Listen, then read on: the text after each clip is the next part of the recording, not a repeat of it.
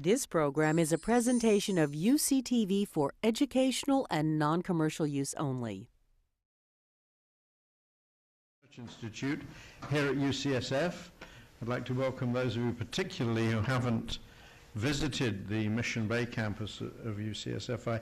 I hope you have a chance to look around. We're very proud of it.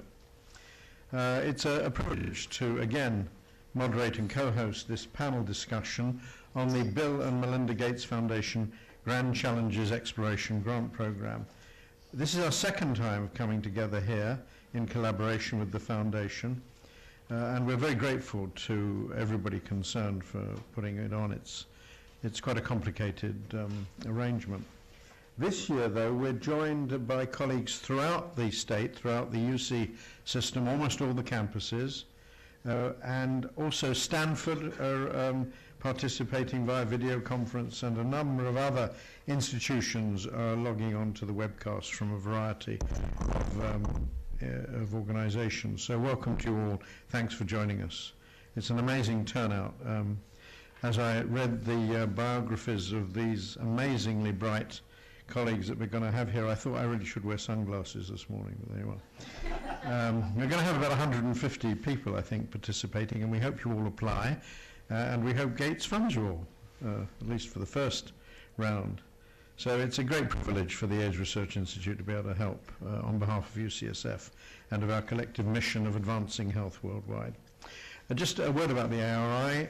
It's been in existence about 15 years. I'm the second director. It was established by former Dean and Chancellor Haile Debas, who's just stepped down as director of our Global Health Sciences program and is a monumental figure in global health sciences worldwide and at UCSF, and much beloved, and this was one of his visions. It's charged with coordinating and facilitating AIDS research, but also representing the AIDS care and education and community activities of the campus. About 400 folks are involved in the AIDS Research Institute, 60 programs, about $132 million a year of NIH, CDC, NSF, and other grant funding, including some Gates money. And we represent all of the disciplines, all of the 5 schools on campus, and all of the UCSF campus sites, and our affiliated organizations, the Gladstone Institute of Virology and Immunology, the Department of Public Health of the City and County of San Francisco, the Blood Centers Research Institute, and elements of the School of Public Health and other components of UC Berkeley. So what is the purpose and goal of this workshop today?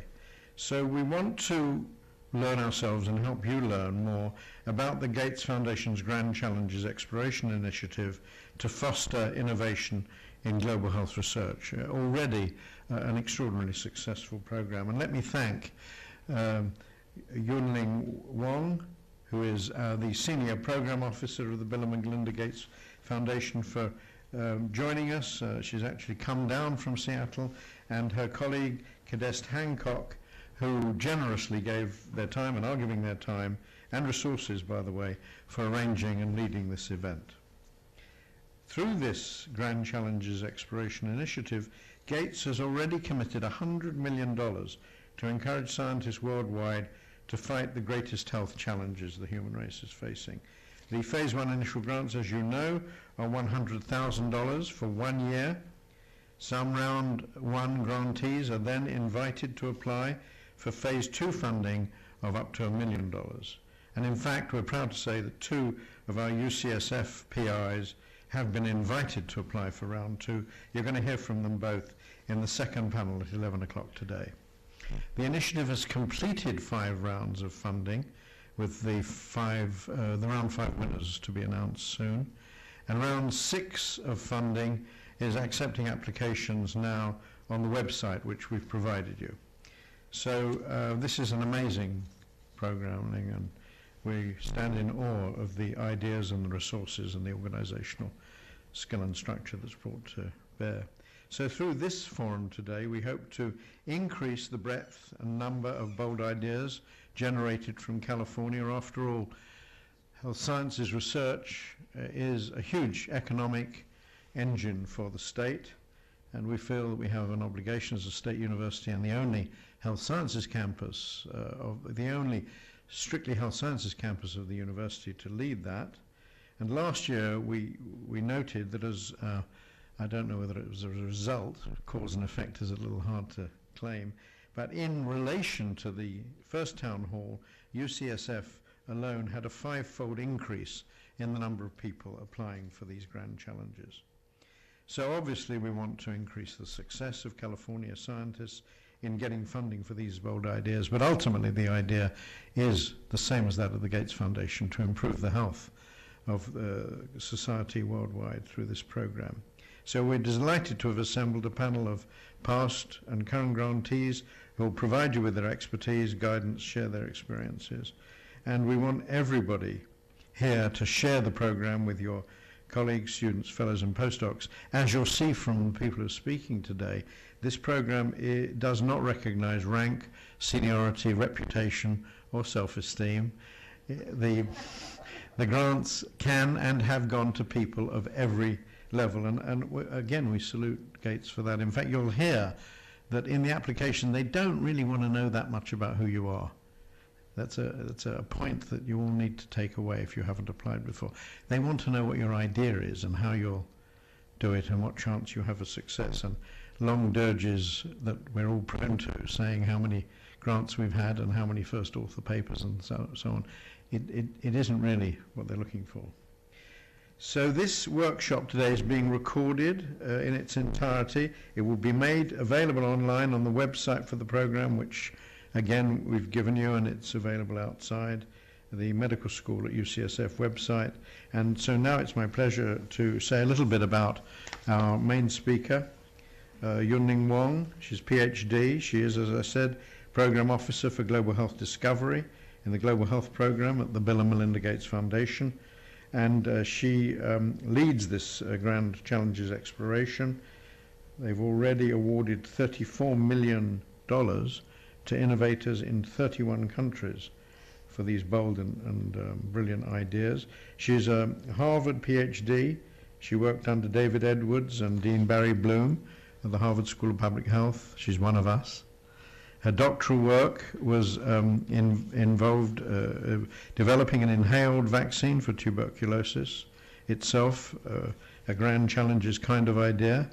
She's widely published, and she clearly made a decision, as she shared with me recently, to try and have an effect on a much broader, much wider canvas by working with Gates, and clearly we're here to help her do that.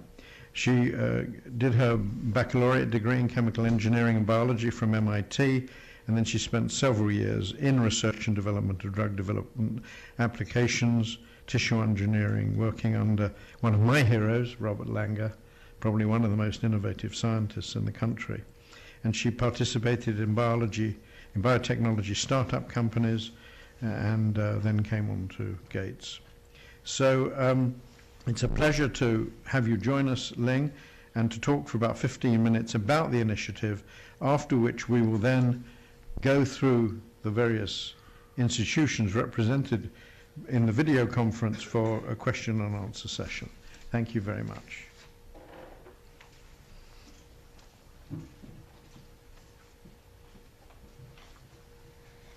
Good morning, and thank you for having us here today. My name is Ling Wong, and on behalf of the Gates Foundation, I want to thank you for the opportunity of UCSF and the UC system to have us engage and share with you in this endeavor that we are engaging in. The one idea I want you to leave you with is one great idea. That's, if you take anything from this talk, one great idea. Just remember that. The Grand Challenge Exploration Initiative is one mechanism that we are using to try to foster innovation throughout global health in the work that we do.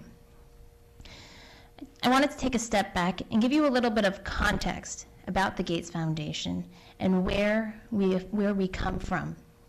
We're a family foundation, and family foundation first. Our major tenet and belief is that all lives, no matter where they are lived, have equal value. And with that family belief, our history begins in 1998 with Bill and Melinda Gates. They were on an airplane reading about this disease killing 500,000 children a year. It was called rotavirus. And they thought that that magazine article, there was a typo. And as they started to do a search into this inequity, they realized how much inequity there was in healthcare throughout the world. And that led them in 2000 to start the Bill and Melinda Gates Foundation. In 2006, a seminal moment in our foundation's history, Warren Buffett donated a very generous amount of his Berkshire Hathaway stock, which doubled our endowment, and also doubled the amount of resources that we can put to answering these questions. In 2008, Bill joined Melinda full-time to commit himself to the work at the foundation.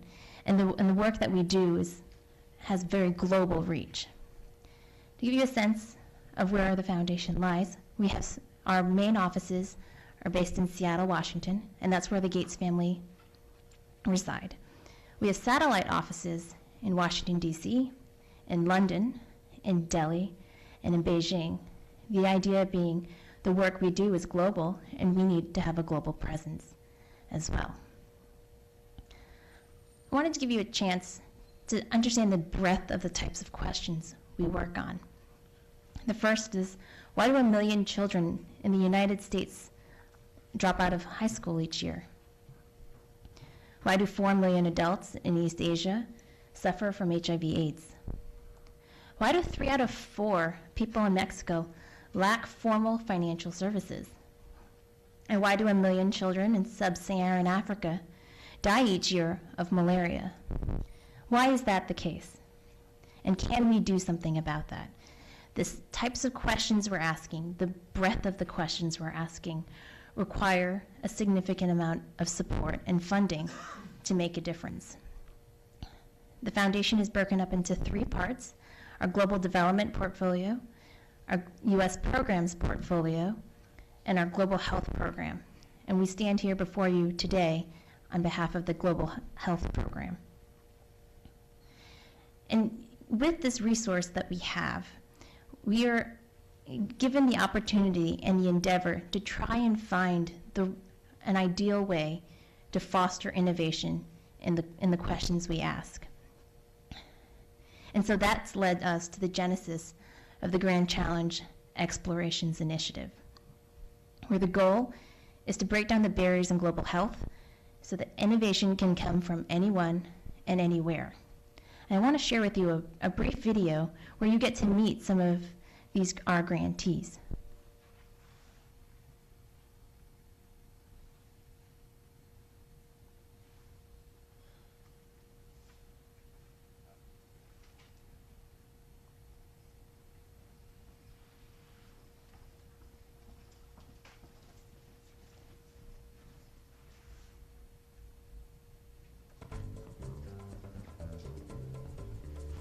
My idea for the Grand Challenges Explorations program was to induce an immune response in the unborn baby. We are designing and setting up a bioinformatics platform for the problem of HIV drug resistance.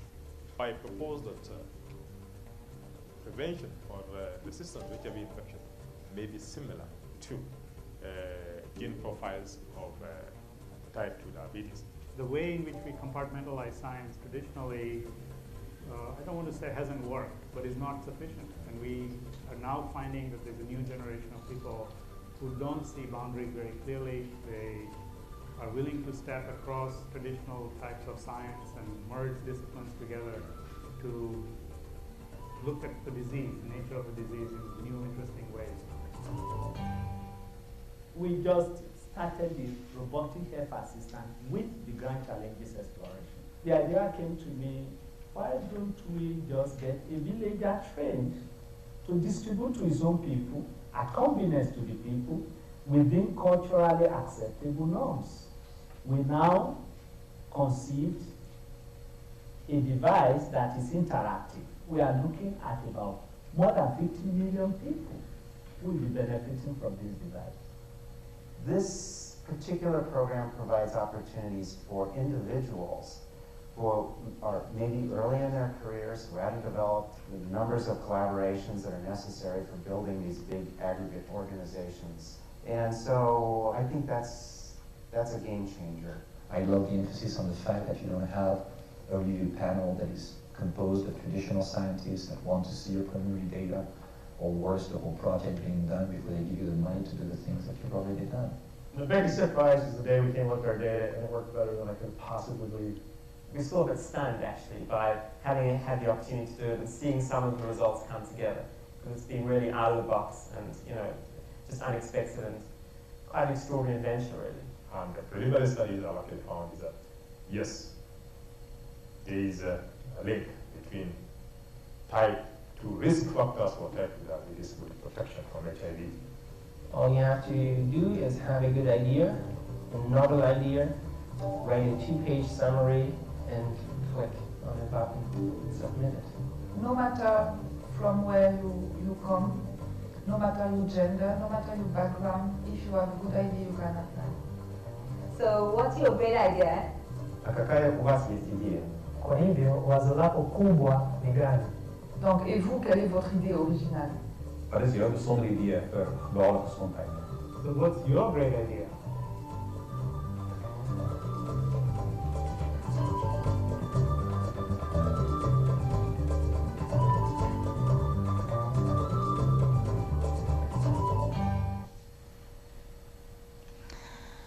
Now you've gotten a chance to meet some of our grantees, and you'll hear from actually many more of them in the next session.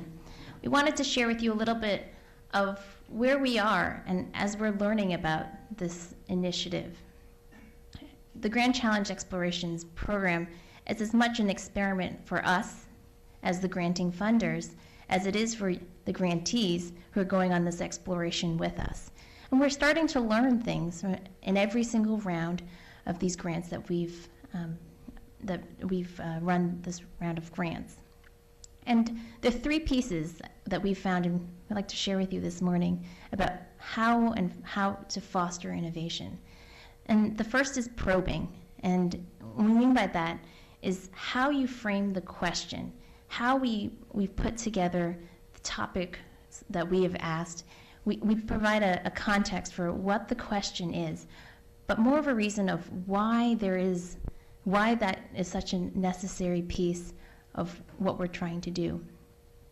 And the second piece of that is in framing that question, we suggest ideas of where you can go or potentially think of an idea.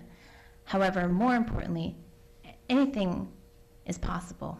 And we actually look to you to provide the types of creative ideas to fill that gap. The second is to plug and advertise, just like we're doing here.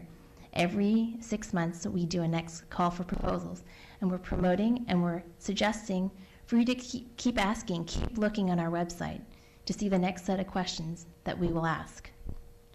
And third is to promote, and that's about fostering success and how to foster success. And so the way we've structured our program is the initial $100,000 is really a seed fund for you to get that first inkling of whether that idea is possible, with the option of applying for up to $1 million for subsequent funding to continue to foster that idea should it show promise. So it's sort of a staged funding model to continue to foster success all the way through. I wanted to give you a sense of where we are in the program so far. We've run 5 rounds of explorations topics with nearly 18,000 applications from 130 countries.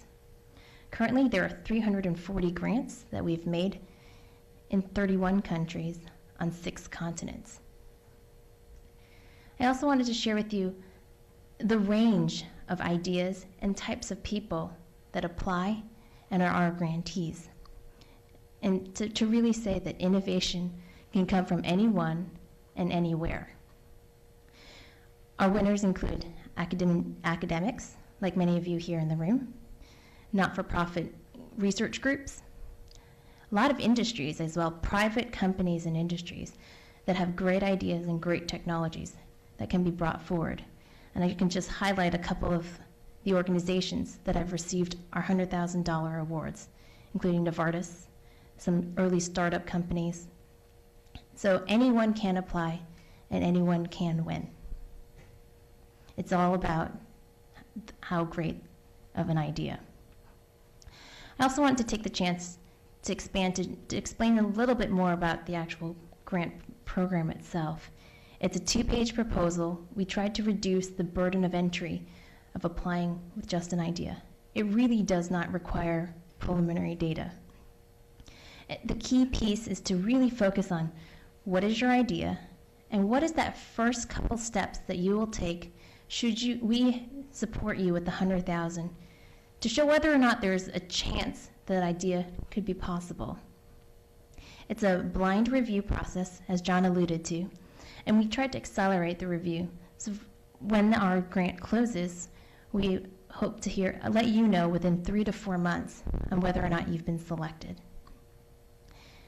In this champion-based review process, the idea there is that innovation, there's something there you can't quite put your finger on, but there's something there that's worth giving it a try. And so we're using that as our basis of how to select the $100,000 winners. And you'll hear from some of the reviewers later on in the session. And this open path to success, as funding will grow, as the projects are starting to grow, we've set this up where it's up to $1 million for 2 years. And we're just starting to see that first set of grantees we made about 18 months ago.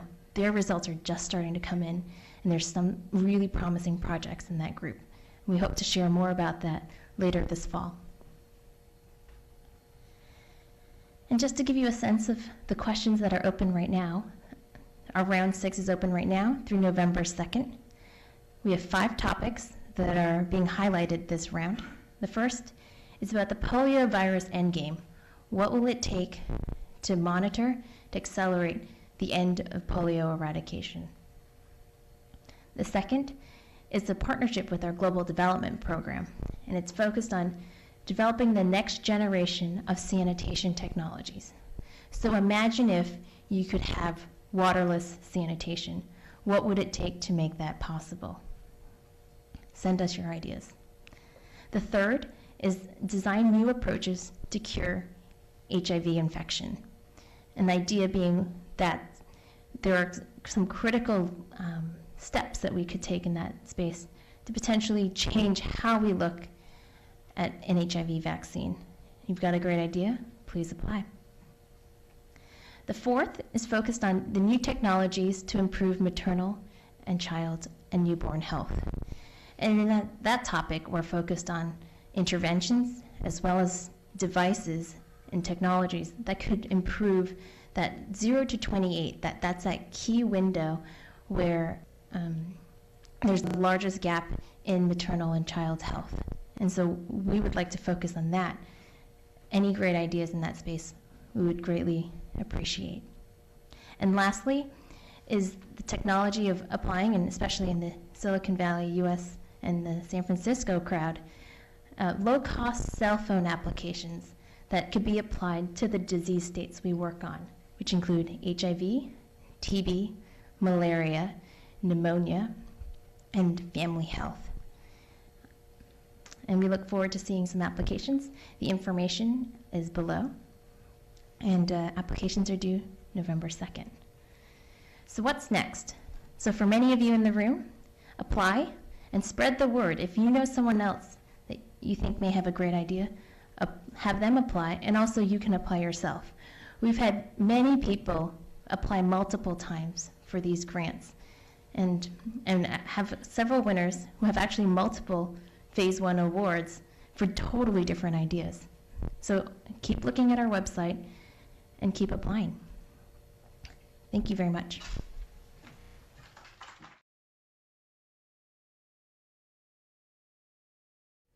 Well, thanks very much, Ling. That was very nice. I think you will have already answered. A lot of the questions that we're going to get, and I think also our panel will be reiterating many of your points of this extraordinary program. But we thought, in order to make this fully integrated, we'd have some questions from the various sites that are associated with us on this video conference. And there we go. So we're going to get 2 questions from each of the campuses that are participating. Yeah, yeah. So if we can call up UC San Diego, if you could introduce yourself, please. We'd like 2 questions from UC San Diego. We're going to go south-north in this round of questioning and then north-south in the next. So who's there to join us? Hi, can you hear me? Yes.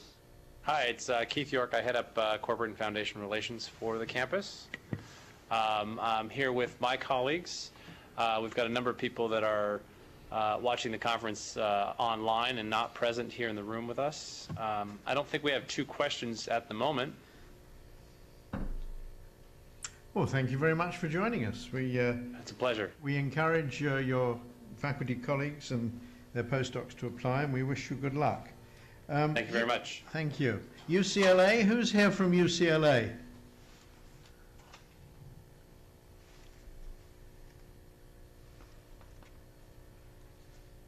UCLA can't still be asleep. Okay, nobody from UCLA. Santa Barbara, UC Santa Barbara? Can you identify yourself, please? I'm Janice Taylor. I'm Director of Foundation Relations. Thank you for arranging this for us. And we have 2 questions in the room. Thank goodness. Do you want to pose them? The first question is there an expectation for projects that are funded and how that might relate to any university support that might be given? Is there any expectation or any goals that you have for that? So that's a great question. And to just clarify, are you asking if that's a criteria and whether or not they are selected for funding? I think that both questions. Okay. For both phases. Right. Great. So to answer the first part of that, when we look at our phase 1 application, it's actually reviewed blind. So regardless of the organization, the institution, the individual, their academic stature, that's not taken in consideration. It's simply the review is based on the idea. Once the award is made, we make the $100,000 grant. And should there be other support that's provided by the institution, that's great. But we do not require that as something that we, in order to be selected or to actually have our grant. In the second phase, it's the same. It's literally the program and the project stands on its own merit. It'd be great to have institutional support, and we're actually very supportive of organizations and groups, including I think another one here in the Bay Area where the professor said, if you get a $100,000 grant, we will find the lab space for you to do this work. That's a plus and a bonus for us, not a requirement. Thank you. Did you have another question? I have a second question. I believe it was about the review process. Was that the question? Could you explain a little further about what the champion-based review process is? I'm happy to explain a little bit more about it. And actually, you'll hear even more from 2 of the reviewers who are here in the room here at UCSF. The idea being, so we approximately get about 3,000 applications every round. And we have a panel of reviewers that review all of the projects. Each individual is given a book of approximately 200 of these phase 1 grant applications. And we give each reviewer a gold star and a handful of silver stars to literally champion the review. And as they review through the book, they come to a selection that they bring forward to us for funding. That gold star we honor, and we automatically put it through our due diligence process for funding. And we then have a compilation of silver stars, which our staff uses to help round the rest of the portfolio out. We aim to fund around 80 to 100 grants every round, and about 50% of that are just gold stars from our panelists themselves, and the other 50% is rounded out by our team at the foundation. Thank you. Well, thank you very much, Santa Barbara. UCSF Fresno, are you online? Anybody there from Fresno to Dr. Ivan Gomez from Family Community Medicine and Dr. Paul Mills from Internal Medicine. We don't have any questions at this point. Good morning. Well, we would encourage you and your colleagues to apply for this program, and it's good to have our UCSF Fresno colleagues online. Thank you. And then our newest campus of the University of California system, UC Merced. Anybody there from Merced?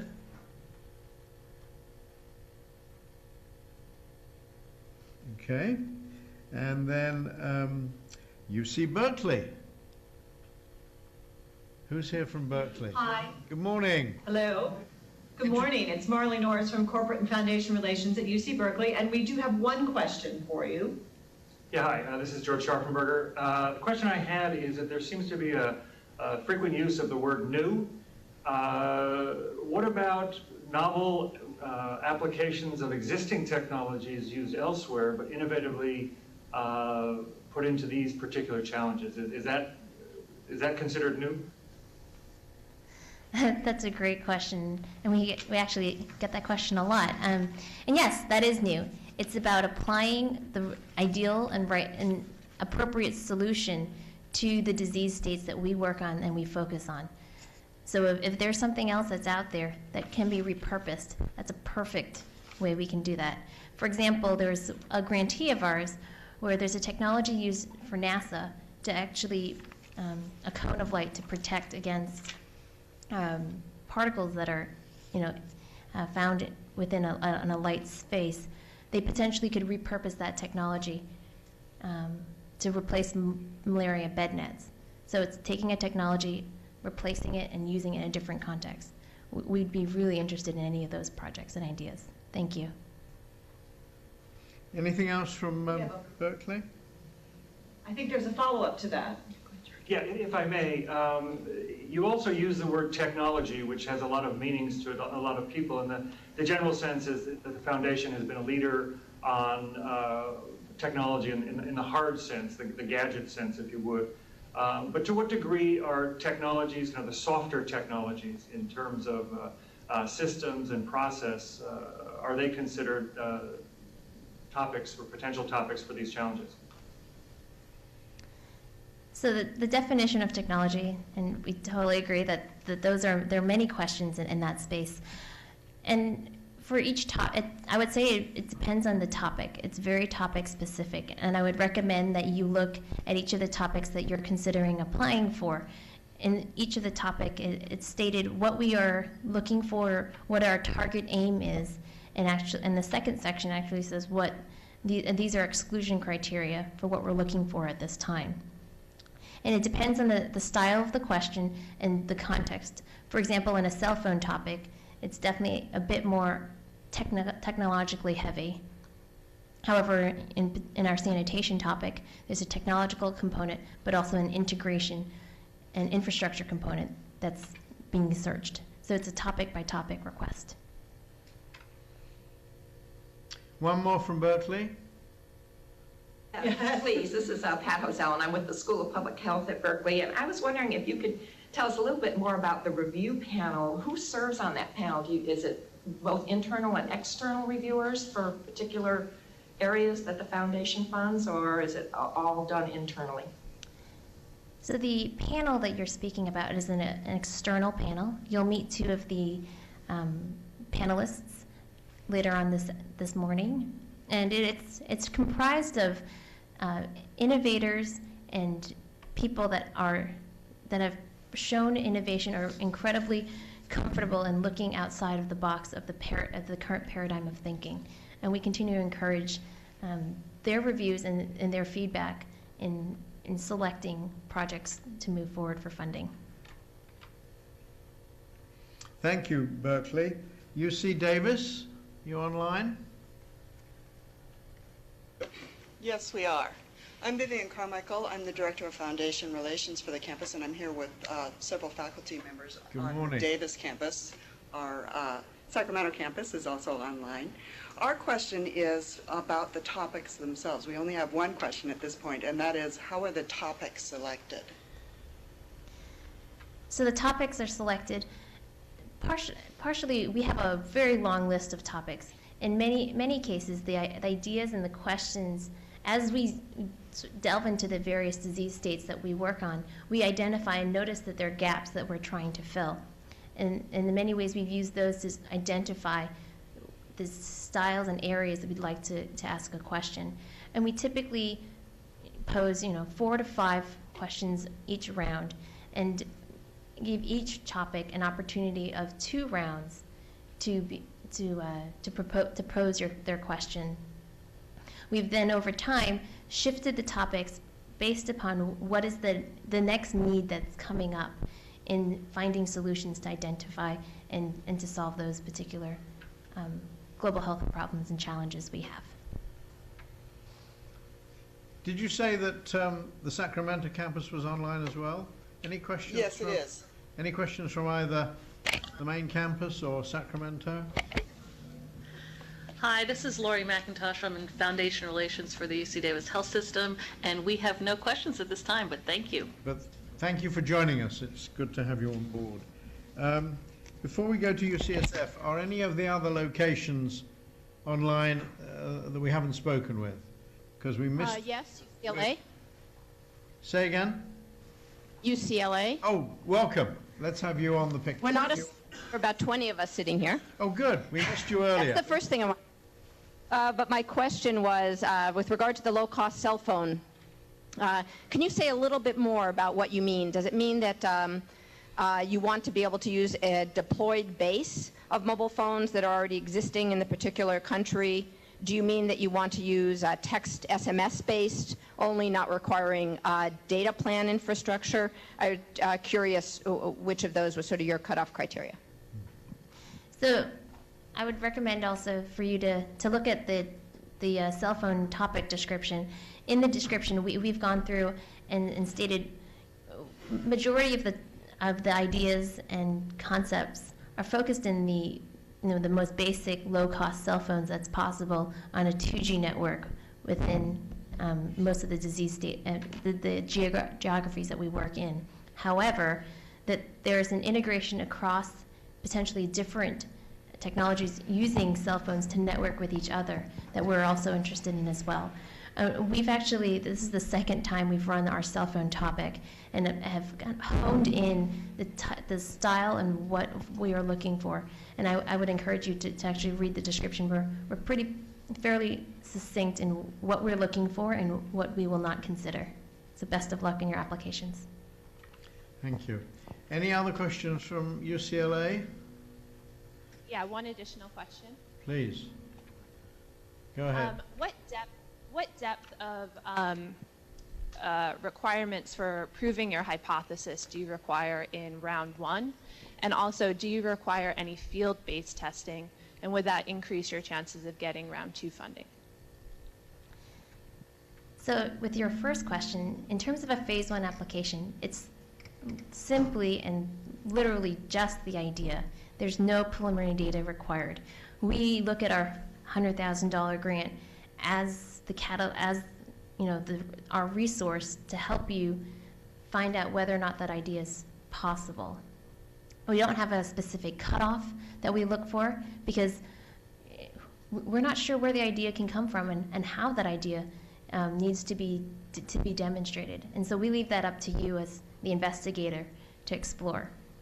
In terms of looking for phase 2 funding, we continue to look for that proven innovative and creative nature to show that you have data that pushes you in the same direction of whether or not that idea you have is possible, and to walk through the steps of what you would do next for up to $1 million for up to 2 years to continue down that path. Where that endpoint might lead you, it's totally dependent on the project, and we realize that's the case. The idea is to take the idea from just a concept and foster it as need be. Within the phase 2 component, there's also a component focused on strategic alignment to the Gates Foundation goals and the infectious diseases that we work on. And that's an additional layer that we focus on for the phase 2 funding. Thank you. So I have another question. This is Ken Wang from engineering at the UCLA. Lynn, so I'd like to get feeling of how you the policies of reviewer process, as of how you pick the reviewers, what area and what is the score sheets, for example, of the reviewers, what are they looking for. This will help us a lot in writing the proposal, for example. So that's a good question. And so maybe I can step back a little bit and explain about the review process. It's a champion-based review process. So there really isn't a score sheet to say of, more unlike a traditional review. We really empower our reviewers to have a gold selection, which it's a gold star and a handful of sort of runners-up or silver stars. And as they review the book of proposals, the project that they put that gold star on, that is the one we fund and are selected. In the case with the silver stars, the topics that are, or the projects that are brought forward for silver stars, we use that to help the internal staff to champion particular projects to bring forward to make a portfolio. So there's no actual review sheet, so to speak of, with check mark criteria. And this is an experiment for us to, as funders, to see if this is a one way to really foster and find innovation in the global health arena. Did you have a follow-up on that one? You look as if you've got another question. Yeah, no, I was. It's muted. Okay, so I was asking. The reviewer must know what you are looking for specifically. Otherwise, how could they put up a gold star, silvers, and etc. So that's the key piece. We ask them to know what to look for. We give them the gold, and as they go through the book, and you'll hear from them very shortly, so I'll have them speak to their experiences Good. as well. But we literally give them the gold and empower them to put that star on the one they think, there's something there. There's that piece of this. You've turned the problem and you're looking at it from a different direction. And we fund them. Thank you. Anything else from UCLA? Now, did we miss? Sorry, go ahead. I have one final question.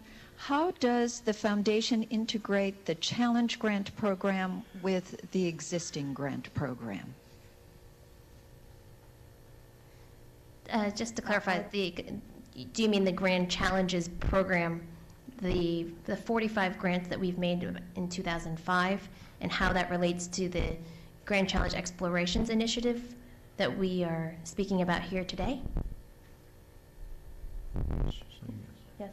Yes. Yeah. Great. So the Grand Challenges in Global Health, we started that in 2005, and as a way of finding people or researchers to look into the space of global health and start to delve into the questions that we have. And we've set up 14 challenges that we've focused on. We made those grants in 2005, about $450 million over 45 projects. And in that process, we actually learned that not all the questions are going to be able to be asked and answered through those 45 projects. That there are many examples of where there's another gap to fill, or there's another high-risk solution that we need to find to plug some of our holes. And that led to the genesis of the Grand Challenge Explorations Initiative. The same idea of large number of grants, high-risk portfolio, hoping that some of these ideas will stick and plug these holes that we have in finding the solutions for our global health questions. Thank you. Thank you, UCLA. Good to have you on the program. Did we miss Santa Barbara and Merced, or is there just nobody there? Oh, I think we've got something from Merced. Santa Barbara, is anybody? Oh, we did Santa Barbara. I know we missed a couple of them. Merced, anything? Okay. Now, then, in that case, is Stanford online? I guess. Oh, they're on webcast. Okay. Good. Well, welcome, Stanford. So then we end with questions from our UCSF audience. So there are some microphones. I think Ed Murphy. Oh, okay, fine. You, sir, then Ed Murphy. Go ahead. For the 6 topics, does it matter if if our idea crosses topics, do we have to choose a topic? And are the books that the reviewers are looking at, is that by topic? So that's a very good question. So your idea can cross topics. That's happened before. To give you a sense of that, so when your applications come in, there's actually a group of us that we review every single application that comes in. And if it seems like the project needs to be shifted to a different topic, or it needs to be reviewed by one topic and also considered for another, we will do that. And the second part of your question. Can the missing reviewers that have the packet, is that a single topic in their packet? Okay. So how we specify the topic may depend upon which reviewer looks at it. So the second component of that is actually, it's a little different from, the question was focused on whether or not each reviewer only gets a particular topic to review. We don't actually set up our review in that kind of line. Some reviewers may have a preference for particular topics, and we try to provide a spectrum. But we've also done is actually, we take a different orthogonal view at all the projects to say, what type of idea is that project across the topic? So you may, as a reviewer, have a combination of various topics within a particular theme. It's all within the vaccine theme, regardless of which topic it comes from. And we actually do a mix and match, where each project, there are 4 to 6 reviewers that will look at your project independently.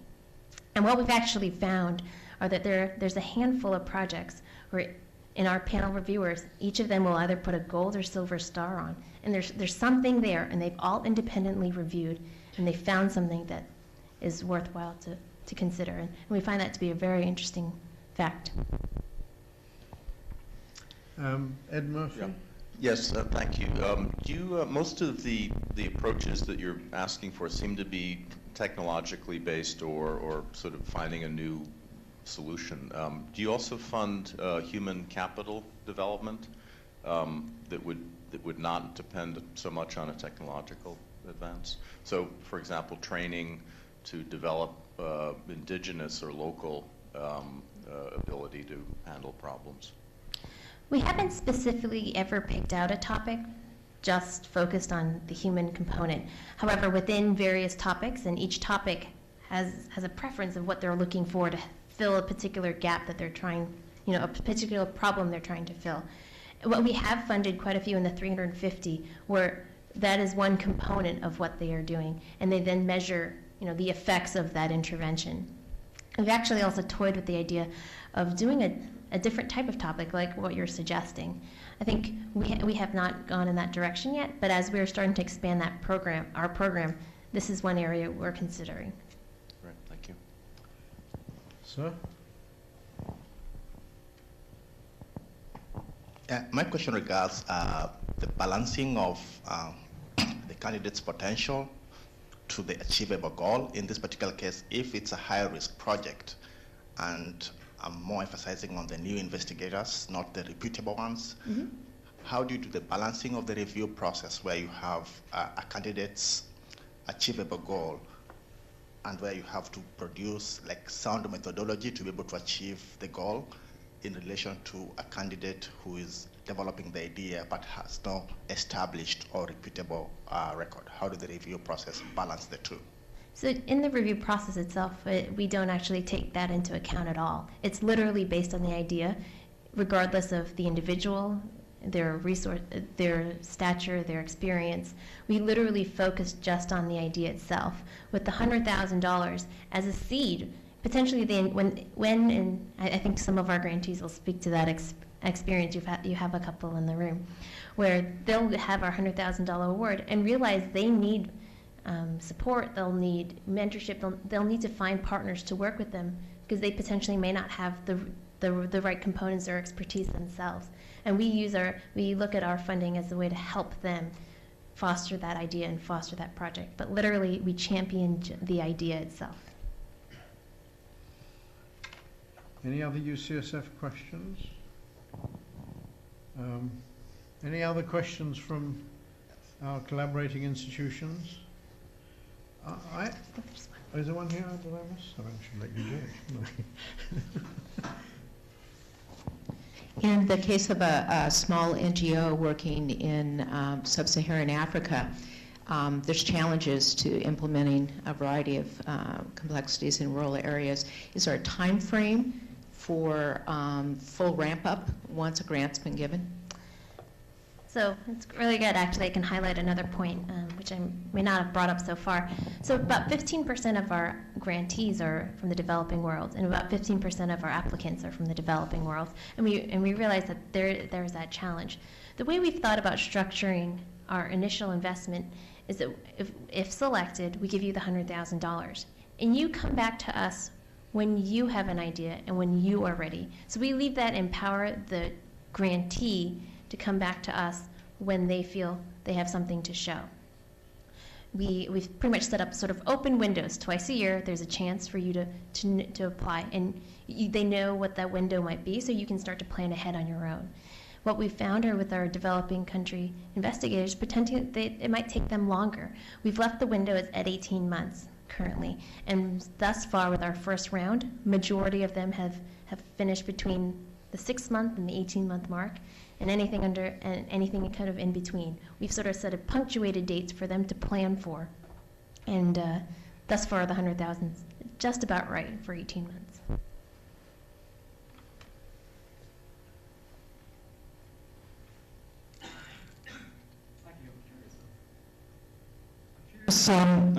How you foster collaboration, or if you do, between your grantees, because I'm aware that in many cases each idea might just be part of a much bigger solution. So that there is the chance of that happening. I think what we've tried to do is publicize each of the grantees and celebrate their success story and their selection. And many of them, I think, have independently sort of connected to each other. But the other thing we'll do is also hold events such as this, where we'll get our grantees who are in another particular area or location together to share ideas and discuss. And it's an area we would like to continue to expand and to continue to foster more. We've done a recent gathering where we actually will host an event close to or adjacent to a major conference. For example, the recent HIV conference that was held in Vienna. And we've invited all of our HIV grantees who are potentially available to come, have a chance to share with each other, and to learn more.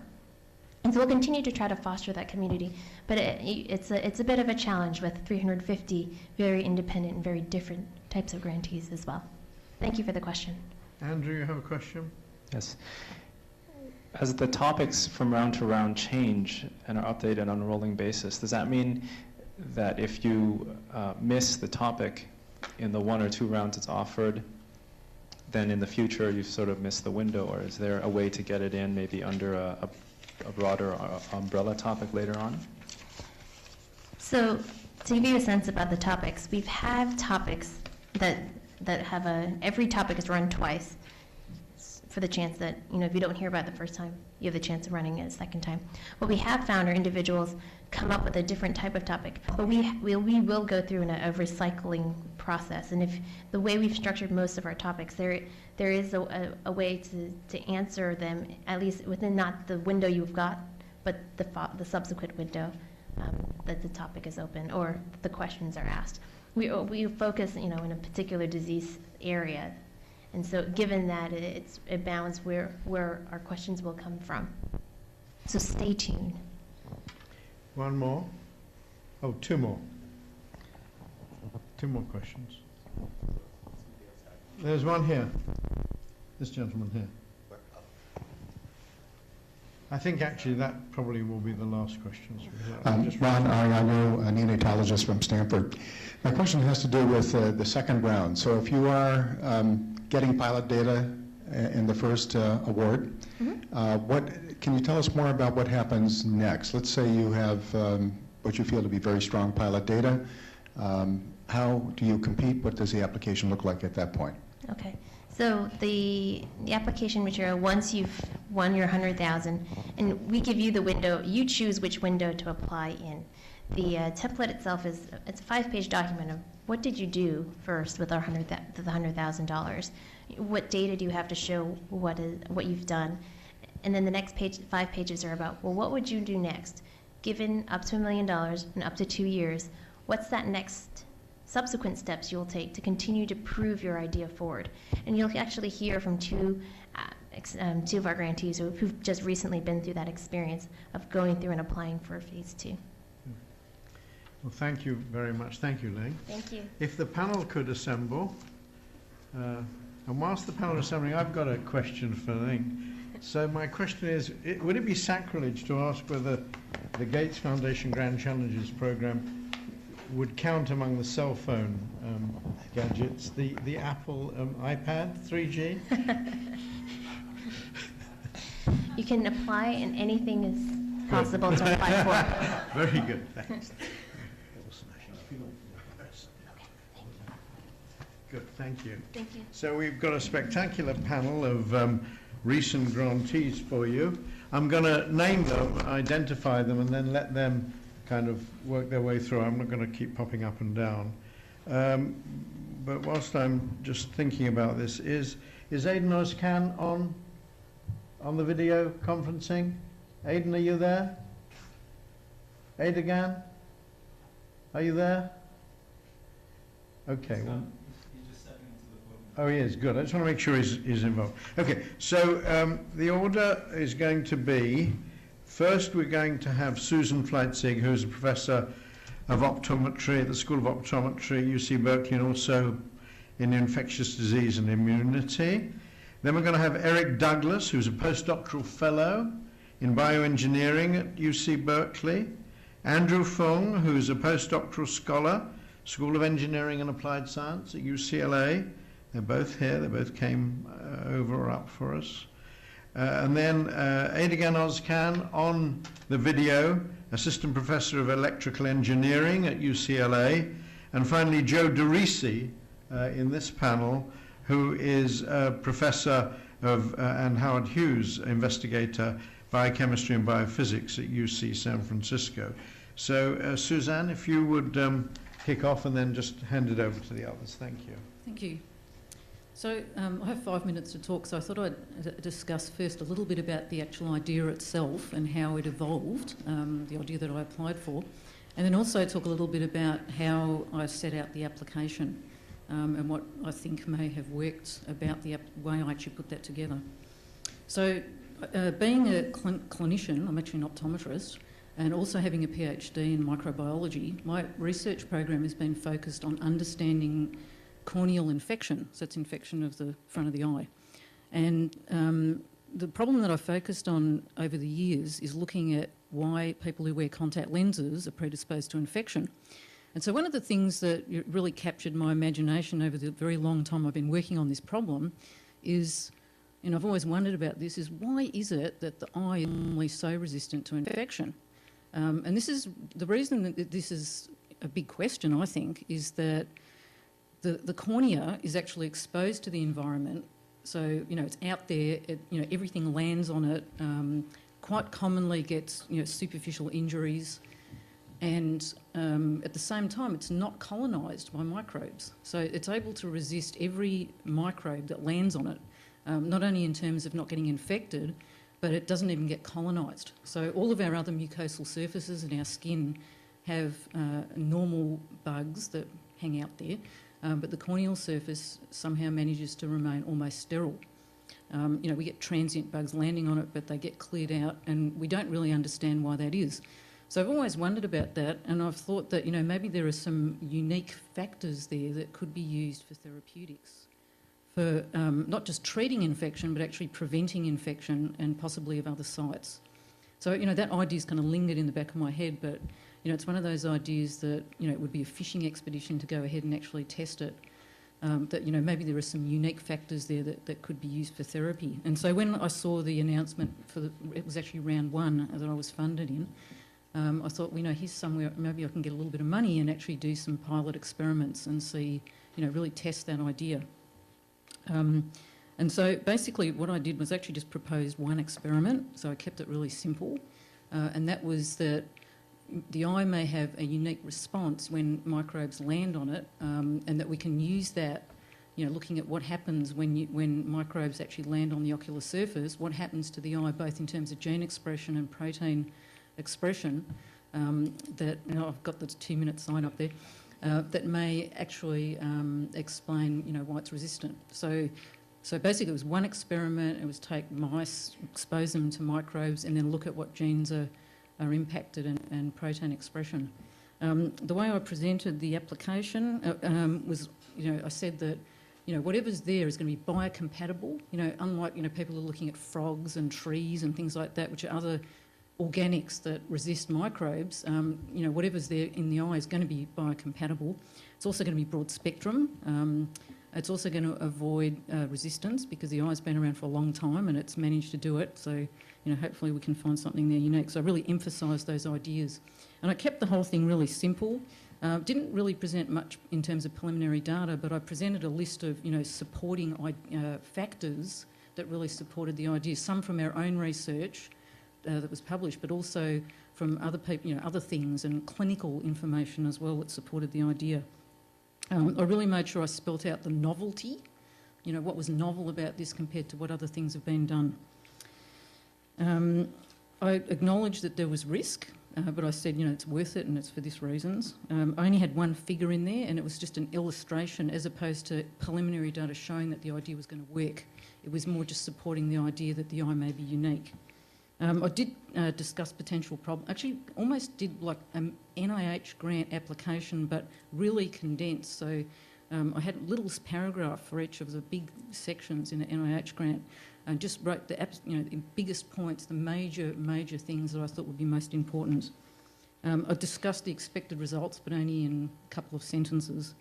And I also went on to say what the next steps could be, but again, very small paragraph, so the whole thing would fit into the 2 pages.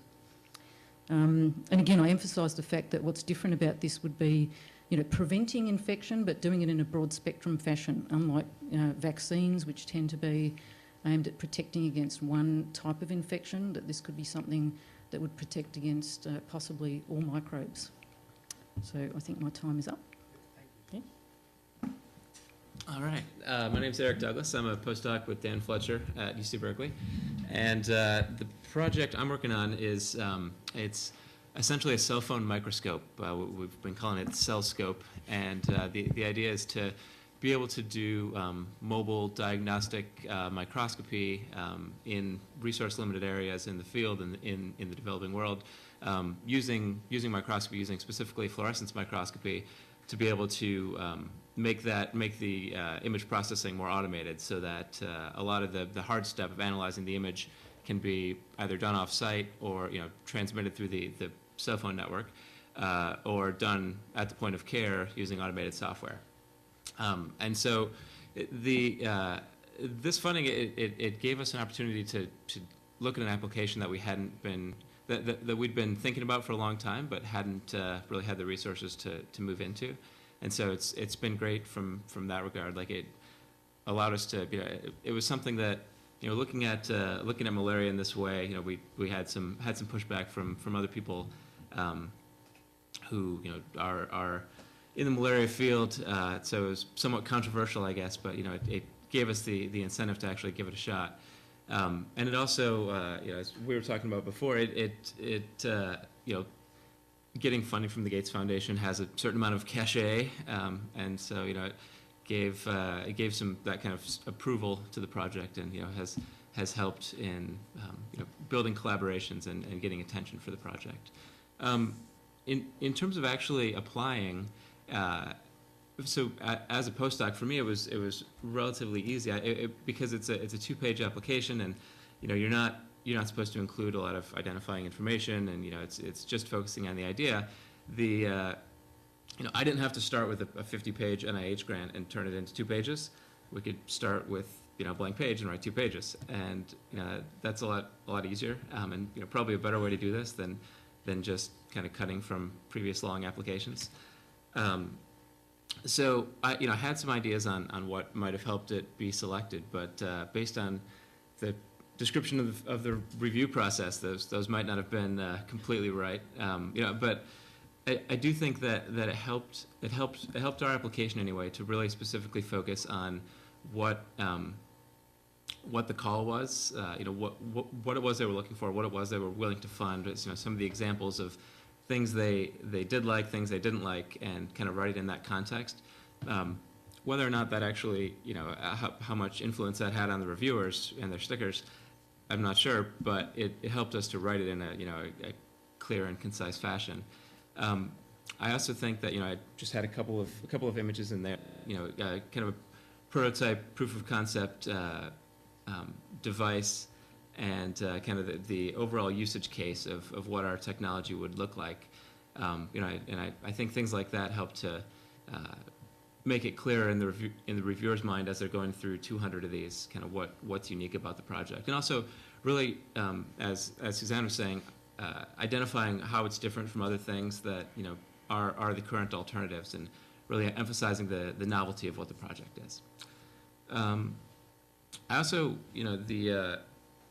it's helped us to make some of the partnerships that we've needed to in getting the data we need and getting ready for the next stage. So that's been really valuable. Both the attention that we've had from getting the grant, but then also having that approval, and having people know that there's some backing to the project has opened some doors in making those contacts. So that's about it. Andrew. Thanks, Eric. Hello, Andrew Fung from UCLA School of Engineering. I'm a postdoctoral scholar working there under Professor Jack Judy. Let me share with you first a little bit about the idea, and then I'll also share with you a few of the things during the preparation of the application that I found very helpful. So I'm sure you all know and have seen today in the presentation earlier on that malaria is one of the foundation's priority areas, and globally it's a condition that has an especially heavy burden on young children. So an accessible diagnostic that can both identify and monitor or track this disease could be very helpful in the management and hopefully the eventual eradication of this condition. Now, conventional malaria diagnostics are made with a draw of blood from the patient. But our project proposes to explore whether saliva could be a valid alternative diagnostic fluid. And we propose to do that essentially by combining two things. So the first is this, which is a protein-based rapid diagnostic test. And we want to take this and respin it, package it like this, which is a piece of chewing gum. And we want to put these two together so that as the patient chews, the components in the test can interact with parasite antigens if they're there. And the readout comes in a very clear, visible band of color, as you would be familiar with in a lateral flow test. So in building the idea, I first familiarized myself and learned about the Foundation's priority areas, and that's very well documented on their website, and also in a series of papers that are co-published between the Gates Foundation and researchers at RAND and other scientists. And I also met with medical professionals who have experience in the field working in settings like bush medicine, who could really tell me what is their wish list. What did they wish they had in their backpack when they arrive in a village or some setting with relatively few resources. When I applied for round 3, I was still a doctoral candidate at the time. That was pre-graduation. And so if there's any of you out there listening who have an idea you really believe in, but maybe you're thinking, I'm too junior for this, and what are my chances? I would really say to you, please don't be discouraged. The application is really built on the back of the strength of your idea, and perhaps you could find a faculty mentor or someone that could help you through the grant process if you're not familiar with it, and then sit down and write 2 exciting pages, maybe the 2 most exciting pages you've ever written in your life. Explain how you'll answer the questions, lay out your plan a little bit about what the experiments are that you'll do, explain the timeline, what the key deliverables are that you expect to report, and do it succinctly with a very clear a figure that shows the entire scope of your idea. Lastly, some people have said that 100K doesn't go very far these days. I found, though, that since, as Eric mentioned, because of the cachet that comes along with this grant, we found in our experience that there are several companies and organizations contacting us in response to the press release, offering their help, offering their collaboration. And that has certainly helped to stretch the resources to do a lot more than would be possible without their help. Is Edgar online? Yes. Morning. So can you hear me? Yes. Great. So this is Aydoğan Özcan from UCLA Electrical Engineering. So I've applied for round 4 and got the funding this spring. And our proposal was along the same lines as Eric from UC Berkeley, in the sense that we aim to do microscopy at the backbone of cell phones, such that we can create new tools for telemedicine. And my research group at UCLA is actually focusing on a different way of doing microscopy that does not necessarily involve lenses. It has certain advantages to it, such as bringing compactness, lightweight, and cost effectiveness at the same time to integrate telemedicine, to integrate microscopes to cell phones easily. So that was the idea, and application of that to specific problem of malaria was actually what I proposed. I think it's a complementary approach to conventional microscopy that Eric's work is focusing. So there might be other ways of doing this thing. So that's why we proposed, and that's why I think even though Eric's project is continuing, we are in parallel tackling the same problem from different angles, which could benefit each other in the long term. As far as the application process is concerned, it is way different than I think writing an NIH or NSF, in the sense that you cannot reference any work, you cannot really build a story that can be validated, because the minute that you reference your own work or someone else or closely related work, you can kind of easily be out there in Google. So that makes it difficult to write proposal, in the sense that it's easy for doing the work, but at the same time to be credible with a very innovative and high-risk, high-potential idea, it makes it a little bit more challenging to write, especially given the fact that there are so many applicants. But what I think is very important is the figure that you use in your application.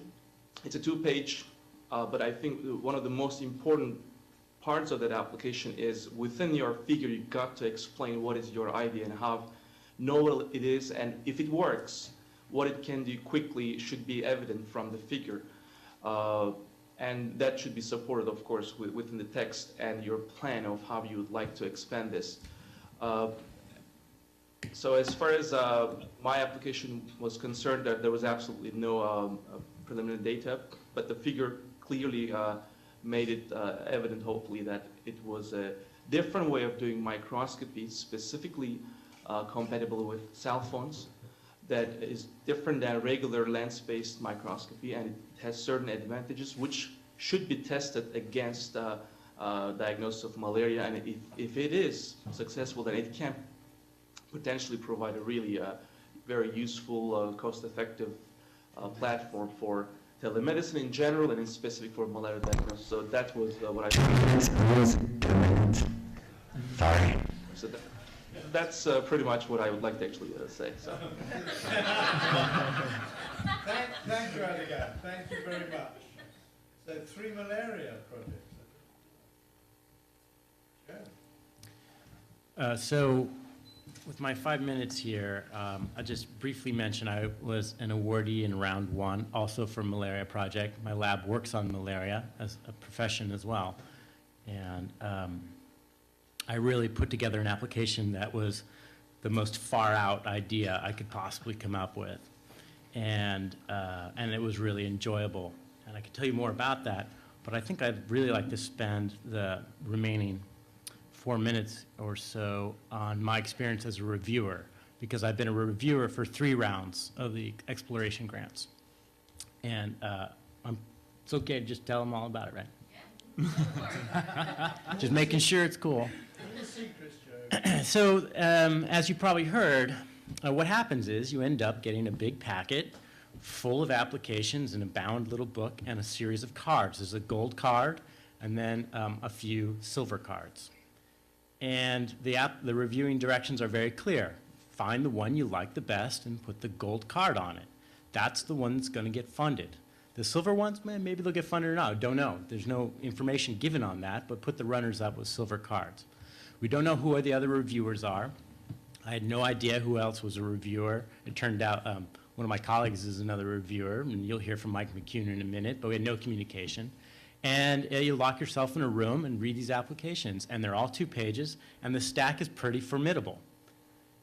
On some of the occasions, it's been a huge stack.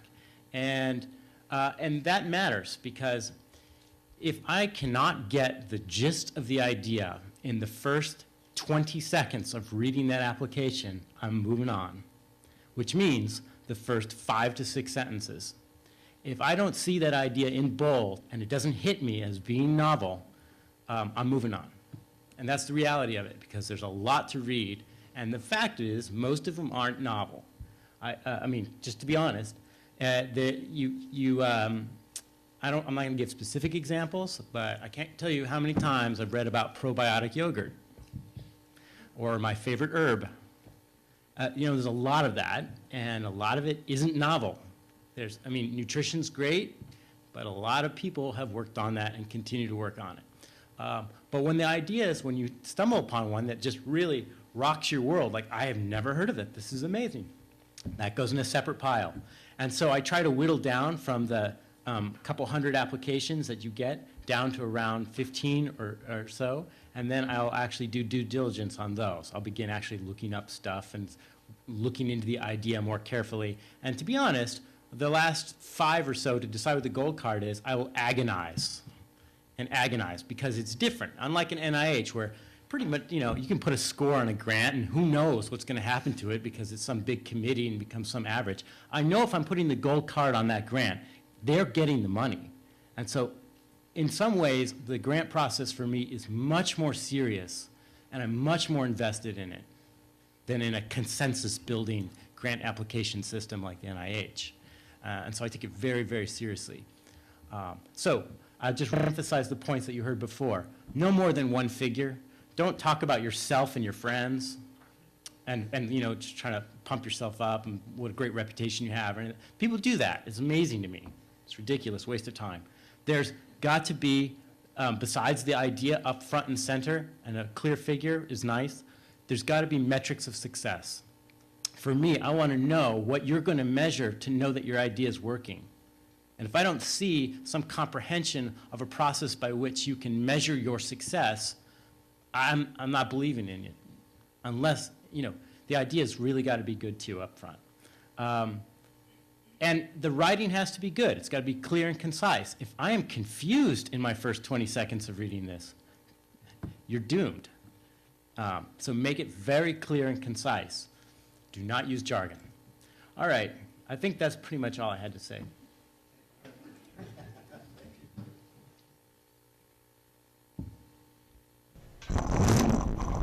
Well, I did tell you we had an amazing panel, and this process certainly brings some talent to the fore, not least the talent for communication, clearly and briefly. Thank you all very much. For anybody who's joining us now on the teleconference or video conferencing, the entire workshop will be on the web at the UCSF Med School website under Grand Challenges. Now, as you've heard, some, I don't know how many, but some of the Phase 1 applicants, how many is it then? How many of the Phase 1 applicants are invited to go on to Phase 2? They all get the opportunity to apply for Phase 2. Right. So everybody gets a chance to apply, and then how many are funded for Phase 2 out of the 340? So it's a rolling process. Right. Now we're just starting to see that first Right. wave come back. Well, when is it, half or 10%? More of So 2% of the people who apply for the first round get funded, and 10% of them get funded for the... Yeah, okay. So we've got 2 of those stars. Dennis Hartigan O'Connor. What should we do? Shall we have them join the panel? Yeah, there's 2 spots. Good. Rather than everybody getting up and then coming back. Right. Well, I have more questions. So if Dennis and Mike, who are very familiar with this process, along with Joe, they spoke last year, if they could come up and give us a little bit of an insight, please, into, well, review again, Mike, and also the round 2 process, how you pursued that, and some hints, because we haven't heard any of that before. Who's going to start, Dennis or Mike? I'll start. Thanks. There's been a lot of focus on the importance of the great idea, and of course it's called the Grand Challenges, so it has to be a really stunning idea. And I was having a conversation with a friend of mine yesterday who said what really distinguishes this process from the NIH process that you have to have a good idea for this one. And it's interesting that it changes quite a bit in phase 2. I mean, in phase 1, it's completely blue sky, and there's really no need to prove that you have the capability to do anything. As we've heard, it's all about the idea. And on the contrary, it seems to me that the phase 2 process is more about how to take the project forward. And so that's a completely different approach and set of criteria than just having a great blue sky idea, which by its nature has to be incredibly risky. And so I think the focus of preparing a phase 2 application is a little bit different, and I'd emphasize 3 parts of it. The first is being prepared to make this case. So phase 1 is risky and it's blue sky, and a year is not a long time. But by the time you get to making your phase 2 application, you have to be able to make a credible case that there's a place to take this idea for solving the problem. And so you have to have a plan, I think, quite early in phase 1 for how that case can be made. And so, for example, with my phase 1 project, the method that I had anticipated using to meet my objectives completely failed. And so I had to think about what kind of alternative strategies I could use to demonstrate the value of the idea and its potential for solving the challenge. The second part of it is that in phase 2, there is really a focus on meeting the program objectives of the Gates Foundation and on meeting the challenge. So there's a focus on understanding really the solution a little bit more than I think is usually the case in an NIH grant, where your hypotheses are a little bit more focused on understanding the problem. So the focus of my phase 2 award, while it's not a clinical trial and it's not completely application based, it's definitely focused on making that concrete progress towards solving the challenge that's presented. So the thinking process, I think, is also very different from the phase 1 award. And in choosing the experiments to do, I tried to focus on experiments that would provide concrete progress towards meeting the challenge. And the last thing is that in phase 1, it doesn't matter who you are and it doesn't matter what you can do. But my feeling about phase 2 is that in phase 2, again, we're talking about taking potentially as much as $1 million in a very short span of time and trying to approach a major challenge in human health. So it has to matter whether you have the capability to put these resources to use. And I think that it's an interesting challenge for a lot of phase 1 applicants who are either postdoctoral fellows in some case, maybe still PhD candidates, young assistant professors, really anybody. It's a challenge for those of us who are young scientists to show that we can put these resources to work and make progress. So I think you have to do that through showing that you've effectively used the phase 1 resources, not just to further explore the potential of your idea, but really to intensively use every mechanism you can to prove its value. And I think, yeah, I think that's all I really need to say, is that it's sort of like, it's the opposite of the transition from being a working graduate student and doing everything hands-on to becoming a PI and coming up with the most interesting hypotheses you can. You're sort of going a little bit in the opposite direction, where you're taking your idea and trying to make it concrete, and that's a difficult thing to do, and it requires a lot of preparation. So to the Phase 1 grantees who are out there, it's important to think about that now. What's the structure of that case going to look like? And I'm done. So I fell in love with this thing as soon as I saw it, and I applied to Phase 1 in the first year and was lucky enough to receive one of those, and now I'm in the process of applying to Phase 2. And I've, like Joe, had the opportunity to look at applications over the past, has it been 3 rounds? Yeah. And so a lot of the things I might say have been said. I want to start with the review process, and then I'll feed it back to one twist of what I did that hasn't been mentioned.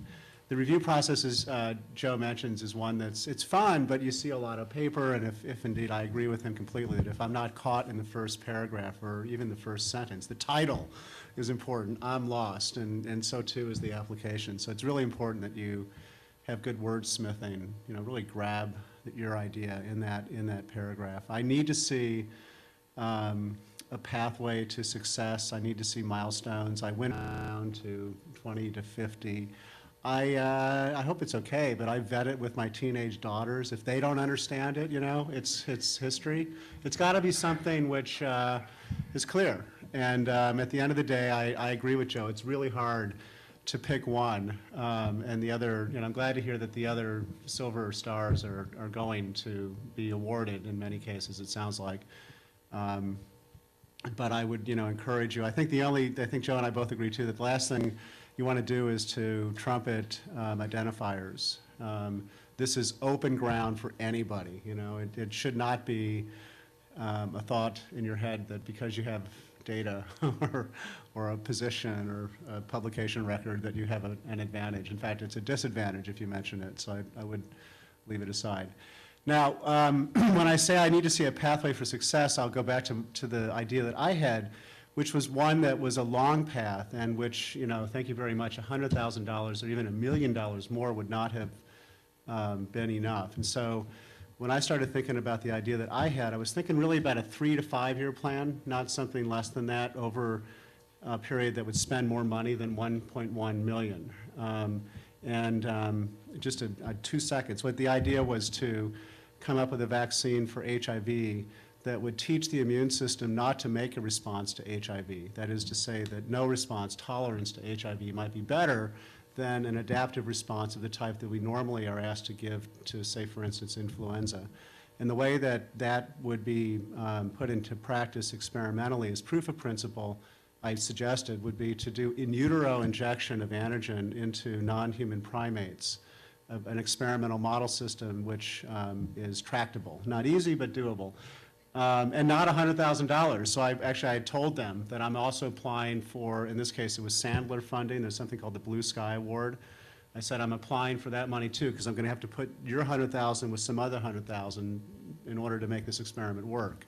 That did not disadvantage me. In fact, the experiment could not have been done without that support.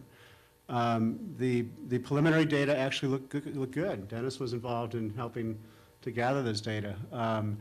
The Phase 2 application has gone in, but in the meantime, I've assumed that there's no way in hell I'm going to get the Phase 2 application, so I've gone ahead and applied for more NIH grants, which I've received, to do the rest of the work, which would be to find a way to immunize not babies in utero, but mothers, so that the mother can transmit the tolerogenic response to the baby, or to the baby orally after birth, which is another tractable and much more easily distributable method than would be in utero injection in the field, in developing countries. So this whole portfolio, if you will, in the Phase 2 application I presented, and I said, well, I would want you to fund this amount, and I'm going to get other money to fund these amounts, and put together over 5 years or so, I expect that I should have something that is deliverable.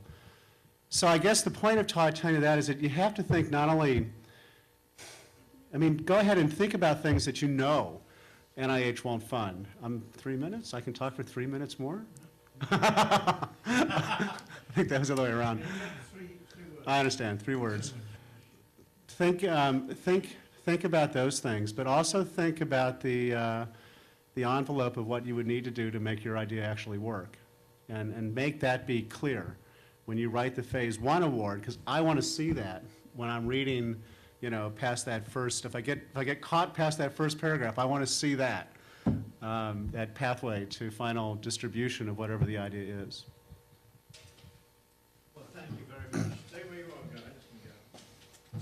guys. So we've got our 7 panelists with a wealth of experience now, and we thought we'd open this up for questions and conversation. We'll do the reverse this time. We'll go from sort of roughly north to south. We'll start with UCSF. So are there any burning questions? Please, over there, and identify other questioners so we can know where to put the microphone.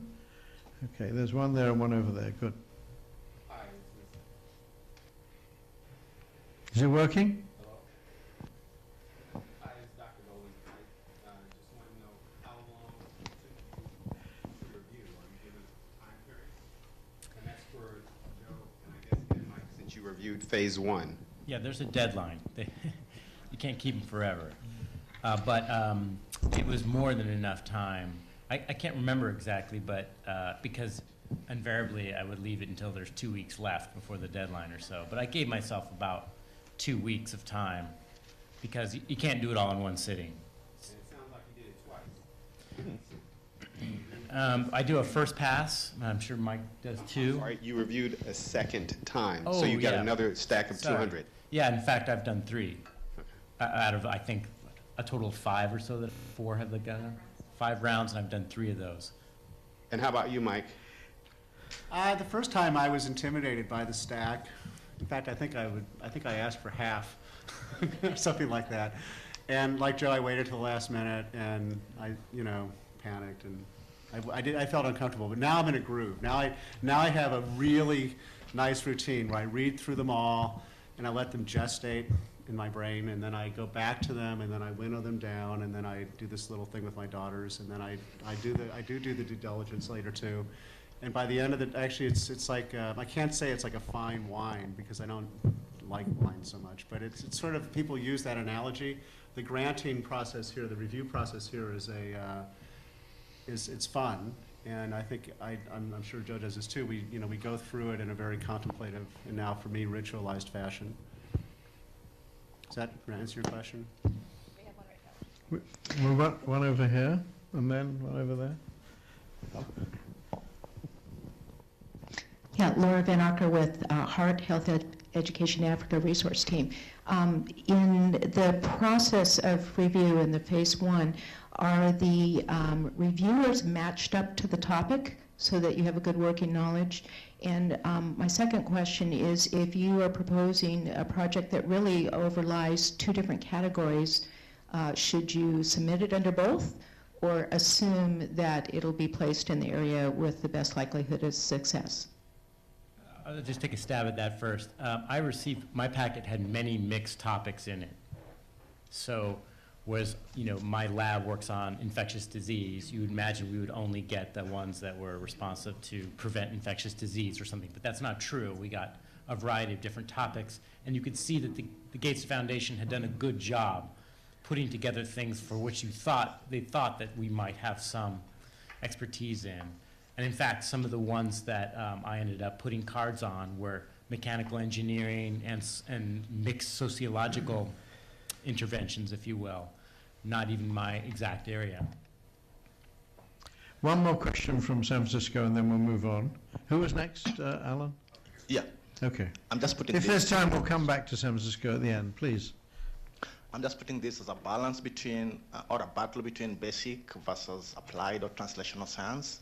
And in the context of malaria, for example, where you have still poor understanding of biochemical pathways in the organism that causes the disease, as well as having problems in diagnostics.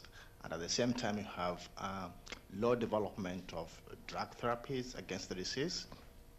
But you find that from the highlights that have been given so far, there's been more towards the development of tools or more translation or applied applications of this stuff.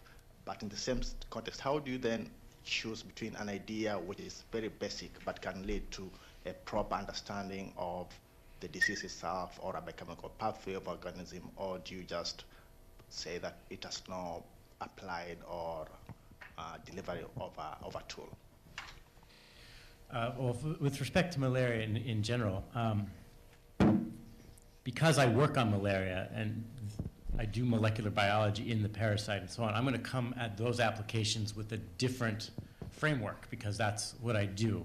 And so it's probably a good idea that many of these applications, does each application go to one reviewer or to more than one? This is actually an interesting question I don't know the answer to. Actually, so each application goes to 4 to 6 reviewers. So Wow, you okay, independently, there are 4 to 6 people that can champion and pick it for a gold or a silver award. So that's a good thing for you, because if you're writing about a particular malaria-specific thing, and that's my field, and I don't, maybe because of my biases and the work that we've done, and we know a lot about malaria diagnostics and so on. I mean, I've heard this before. I'm done. If it goes to another reviewer who has a different perspective on things, they may put the card on it. And so that's why I think that's a great thing that you guys do. In malaria specifically, I'm looking for totally out-of-the-box solutions. Not necessarily applied. Basic would be just fine. But, a lot has been tried in malaria, as you well know. And, malaria it better be really different, because I've heard them all. A point I'd like to make with respect to that question and the last one is the following. When we talk about what it is that grabs us in the first paragraph, that which isn't necessarily in our field of expertise, I see the following things as being important. One is I need to understand what the problem is. And when you get down to it, the problems that we're talking about, that Gates is talking about, are really big problems that are in the field that need solutions. And I should be familiar with those simply by reading the Chronicle. Secondly, I should hear, because I may not know, what the problem has been with solving the problem in the past. Why is it still a problem? Sentence number 2. And number 3, I want to hear what your solution is. And if it may be beyond my knowledge base, because it's not something in which I steep myself on a day-to-day basis, I'll learn if those first 2 sentences are convincing. Can we bring up the other campuses? Next is UC Davis. Any questions for the panel or for Ling from UC Davis? Yes. Yeah, I'm Dr. Richard Voulier. I have a question. Is there any crosstalk between the reviewers at all? It sounds like there isn't. Yet, if you don't use crosstalk between reviewers, you sometimes lose something. For example, I think we all remember cold fusion from many years ago when we rediscovered it and everybody said, wow, cold fusion's been discovered, and then somebody said, hey, wait a minute, that doesn't make any sense. And in a short period of time, it suddenly realized it was true. It didn't make any sense. So do you have any crosstalk between your reviewers at all? So actually there's no crosstalk between reviewers for the purpose of independent sort of review, that they come up to their own decisions and their own selections independently. What happens is when all that material is sent back to us, we actually compile all of that together. And what you do find are many of the same ideas of that particular project. It went to 6 different people. 4 of them have put a star or a gold star or a silver star, multiple stars on a particular project. So there's a percentage that just stand out in and of itself and on their own. And we realize with a high volume and a large number like this, there's a potential we might miss some, and there's a potential we might make some investments that don't work. With a high risk, we expect that there is a percentage that will fail, and that's okay. And we look forward to continuing it with that expectation in mind. But speaking as a reviewer, I wonder, because sometimes I wonder this, what if I make a really stupid choice? Would you not tell me and just sort of not give it, or? So every gold of yours that you've ever made, we fund, and should we not be able to fund it because of some legal issue or due diligence, we actually will call you back and say, we can't make this, or we can't make this in this time, and this is why. to make sure that that's very clear. So we honor, because it empowers you as the reviewer, we honor your gold pick. Okay, was there a supplemental from Davis? I was just going to say, I think it's a great idea. I really like the review process. It's a breath of fresh air compared to NIH. Thank you. You can call on Berkeley, if you like. UC Berkeley. Could we have UC Berkeley? Anyone, any questions there? Yes, I'm curious about the phase 2 review process. Is it more traditional? Yeah, you have to answer that. So in the phase 2 review process, it's a combination of whoever picked you as your gold or silver, who championed your review in that first round, they will review your project because they picked you for some reason, and they have that first impression of what they picked, and did the data match where we've gone. The second component is a strategic alignment component of the phase 2, and that's done internally within the foundation. And it's a combination of the two that need to come to agreement to be considered for phase 2 funding. Any other questions from Berkeley? Yes, one more from Berkeley. Are all of the reviewers, have they been previous awardees? Or is there, how are the reviewers chosen? Not necessarily. There is a percentage of our reviewers who have been grantees. However, we've also selected groups of individuals based on their proven track record previously. Yeah, presumably round 1 they weren't previous. Right. Good, thanks. Thank you, Berkeley. Is Stanford on the line? They're here in the auditorium. Good, okay, they can participate as honorary UCSF faculty, I think there's a Stanford question. Oh, a Stanford question, very well. Microphone for Stanford, please. Or shout. Okay, Ron Ariano, Stanford. This question has to do with those that have received awards, neither the first or second phase. Are they public, and could we get a chance to see the content? I mean, like an NIH grant, once something is funded, it becomes public material, but of course that's federal money, and this is Gates money, which is private. So, but anyway, what is your practice? So all the 350 grantees, the phase 1 grantees, we publish, there's a blurb that's published about each one of them, and that's actually live on our website, and it's actually used in all of the press releases that go out to the individual organizations to take it forward. The actual applications itself is kept confidential.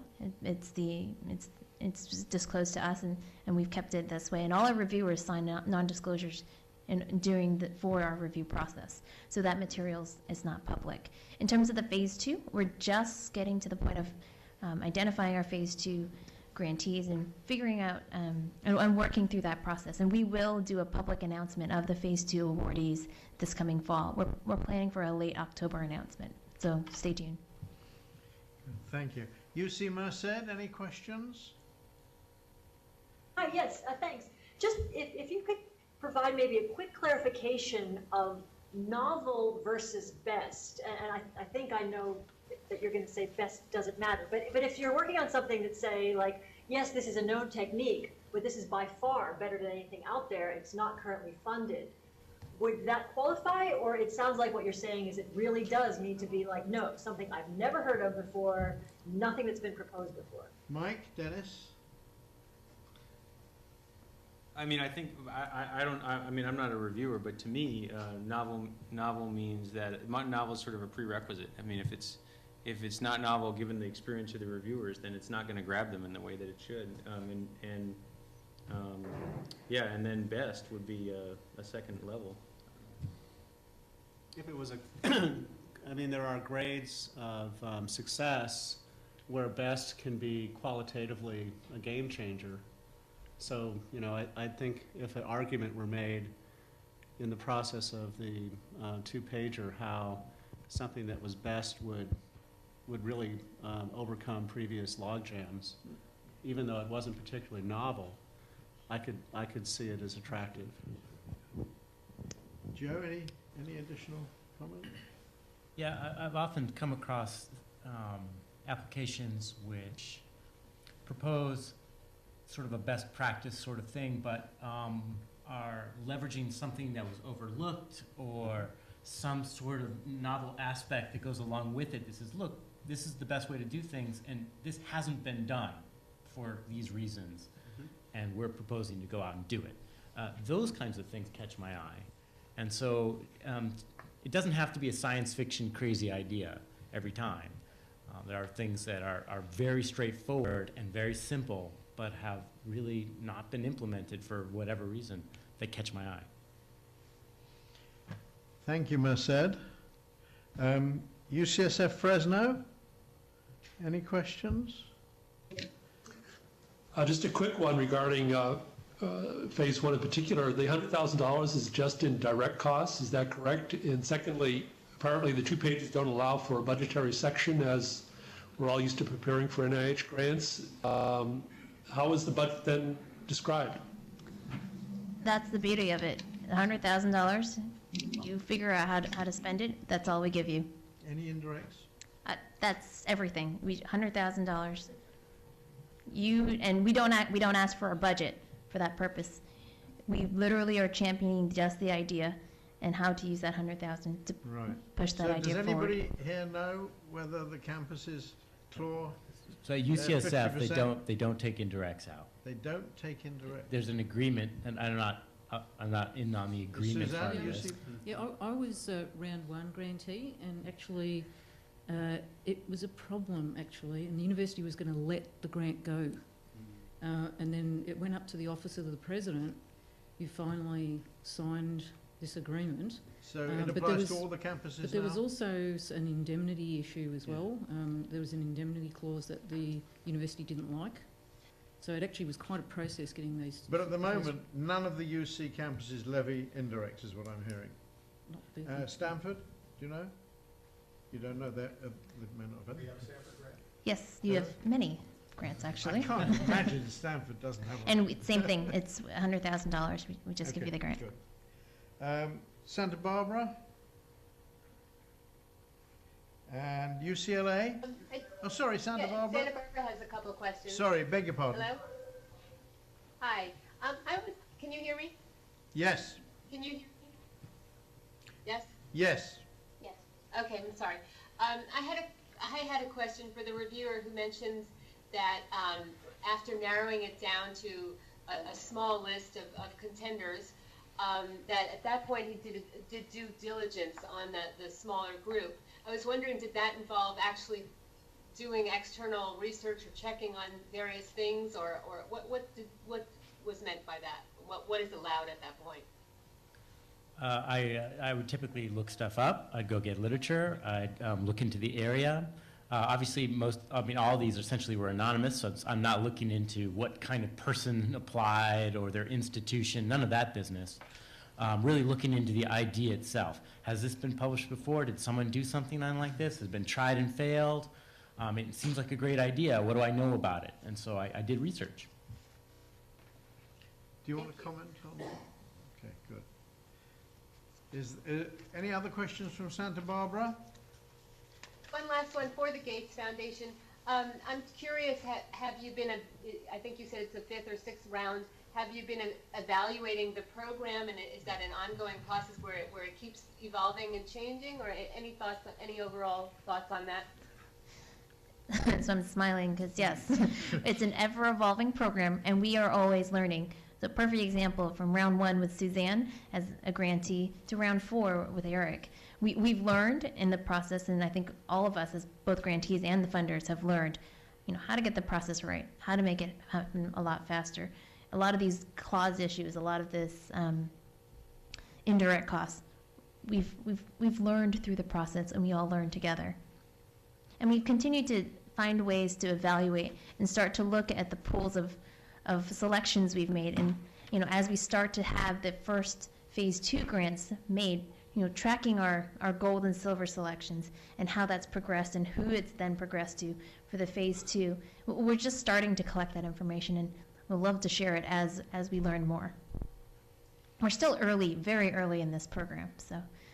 And we always look for feedback from both our grantees, our reviewers, and we seek ways to continue to perfect the process and the program. Thank you, Lee.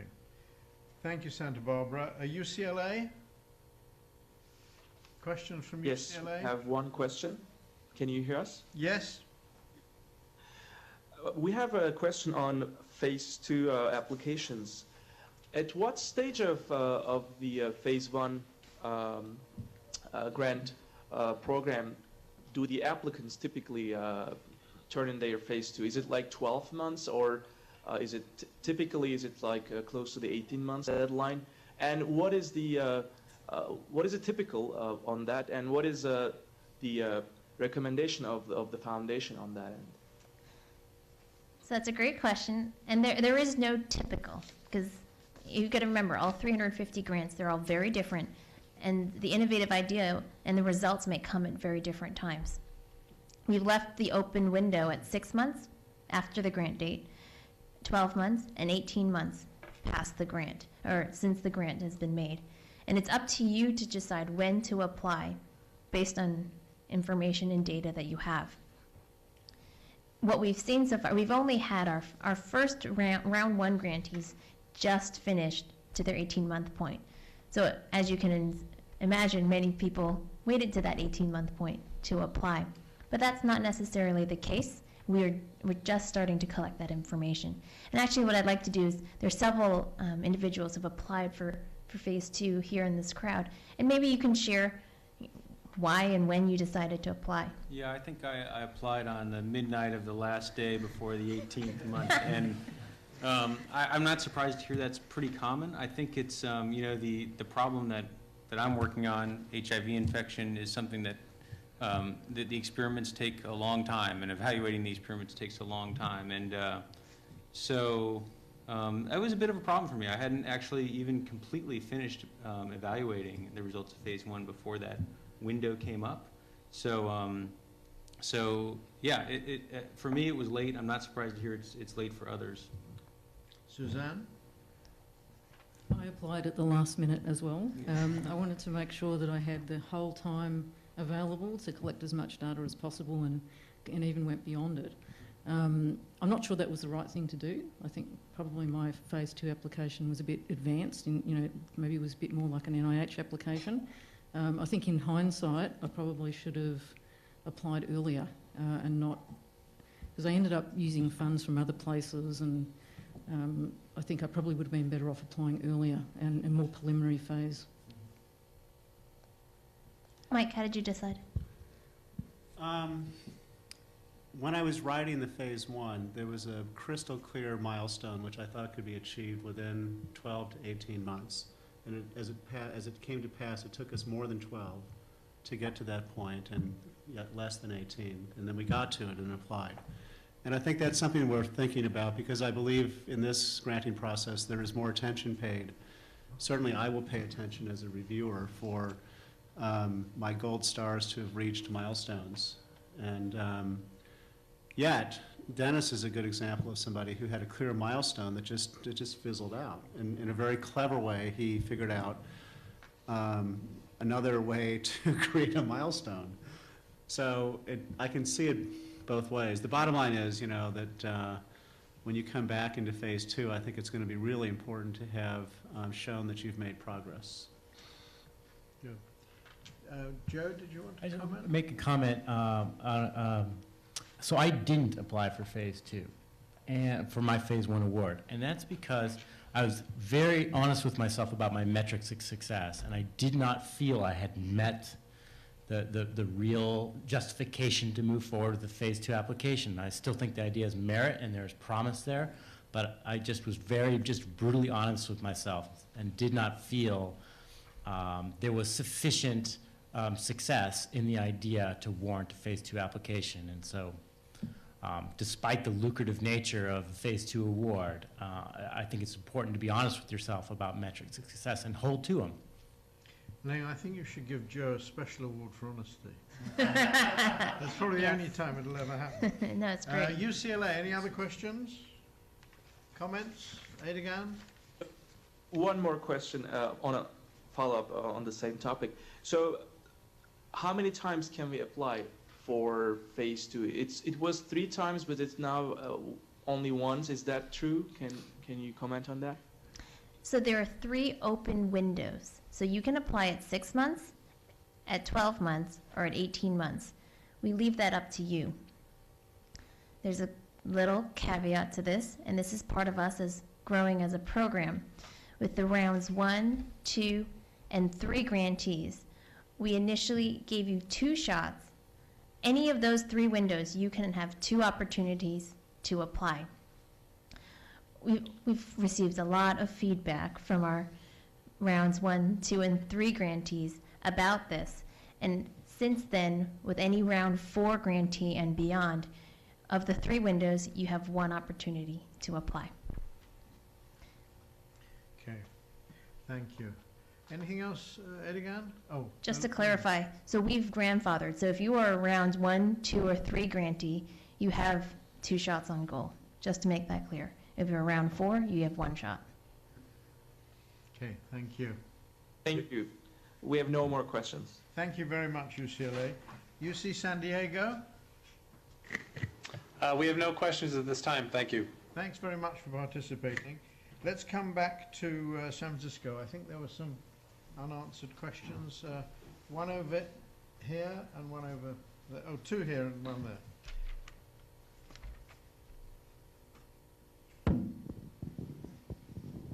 Peter Kao at Stanford. Question for Mike McCune. Can you explain why a tolerogenic HIV vaccine is an important goal? Yeah. Do you want the 5-minute version or the 50-minute? Can we have the 30-second version? Yeah, please? I know what you're going to say that.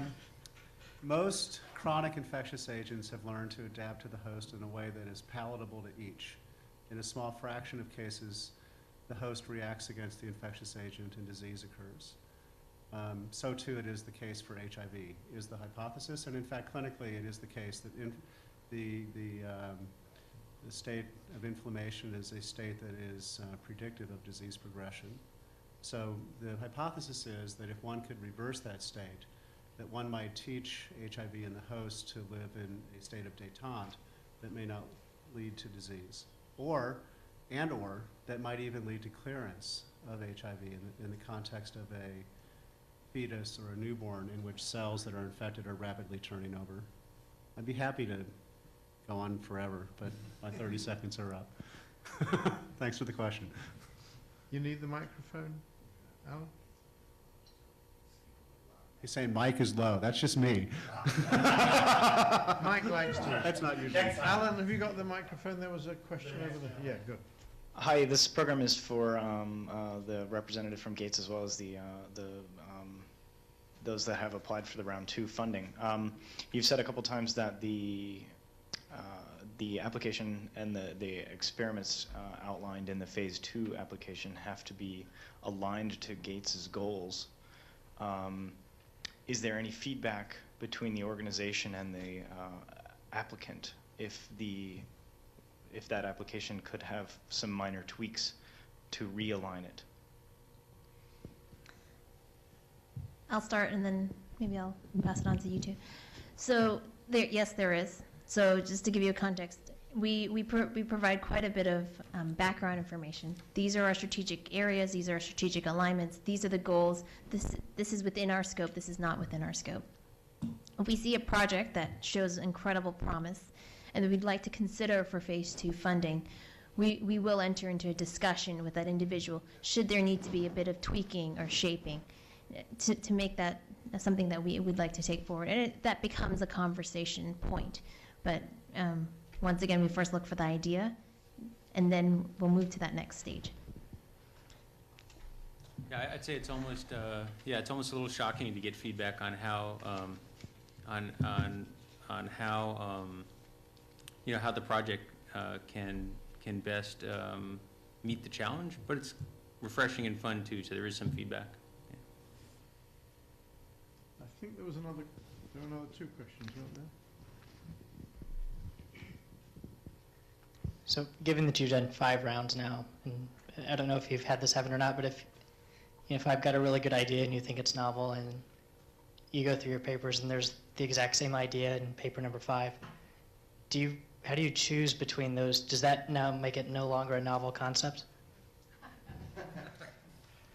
Well, from the reviewer standpoint, if I see the idea again, Yeah, no, it's not a novel concept. Been there, done that. But from the Gates side, there obviously things may have been chosen that I haven't seen before, but it was chosen in another round that I didn't review, so I don't know how that's dealt with. So in terms of the actual, you submit per round. So everything is evaluated and funded within that round. It's not carried over. We do have several individuals who will submit the same idea multiple times. In the same round, if there are two ideas that you think are really good, but it's really the same idea, does that kind of whitewash it? So once again, you have that gold and silver, right? So if it's a gold, so for example, if Joe and Mike ended up picking similar ideas that were both golds, we'll fund both. I mean, the idea is, well, maybe one will work, maybe one won't. Or maybe they will both look at it from a different angle, to which point they'll be complementary to them. So we don't use that as a measure of any sort.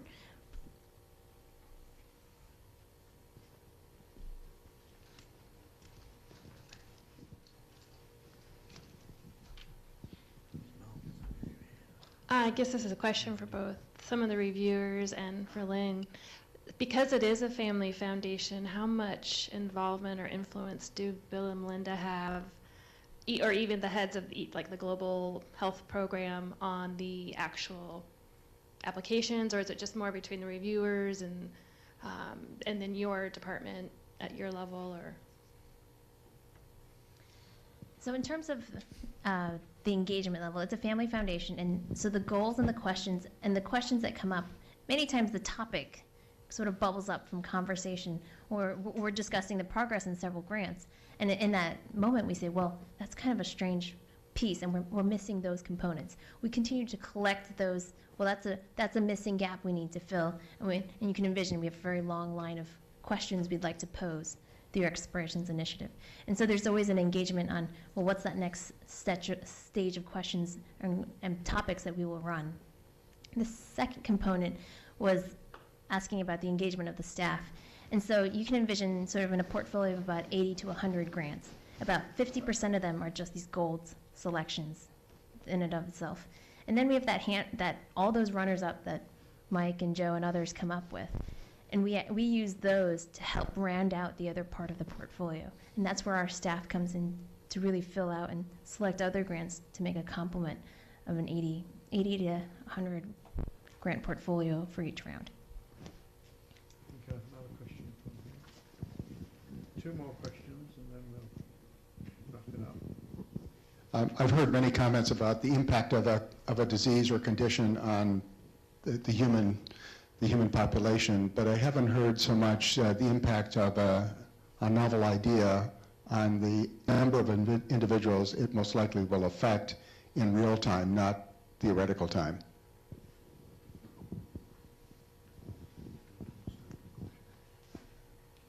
Who wants to pick that one up? When I mentioned earlier that I wanted, as a reviewer, to understand impact, I think I would want to see evidence, or at least some thought provided to me in writing, that the impact was going to happen in my lifetime and over a broad swath of people for a problem that had no solution. So if you can articulate that, that's good. And it's usually done, actually. I think one more question. Thank you. Of the 340 Phase 1 grants, how many were funded on the first attempt, and how many were the second or third try? Because I'm aware there's no particular feedback able to be provided to them, and perhaps where they've gone wrong because of the nature of the whole process. So each round is evaluated independently, and there are no projects that are kind of transferred from round to round. So we don't really track that same application coming in multiple rounds.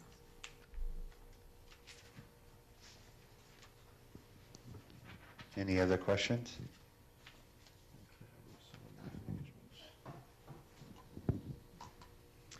Okay, well, thank you very much. This has been absolutely spectacular. Gates Grand Challenges Programme and UCSF, everybody here, share a common goal, of course, to support innovative science and bold ideas.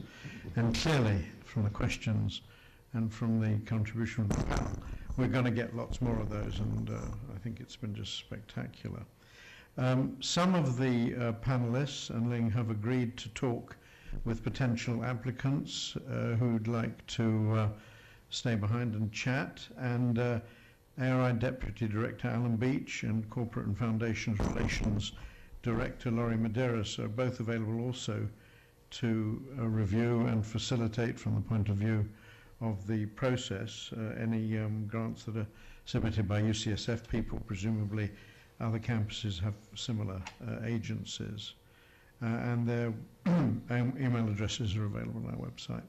So I want to thank a lot of people. Obviously I want to thank our spectacular panelists, including Edegan Ozgan, who's down in UCLA, but you all are remarkable individuals, and I must say it's a privilege to participate in any program with you.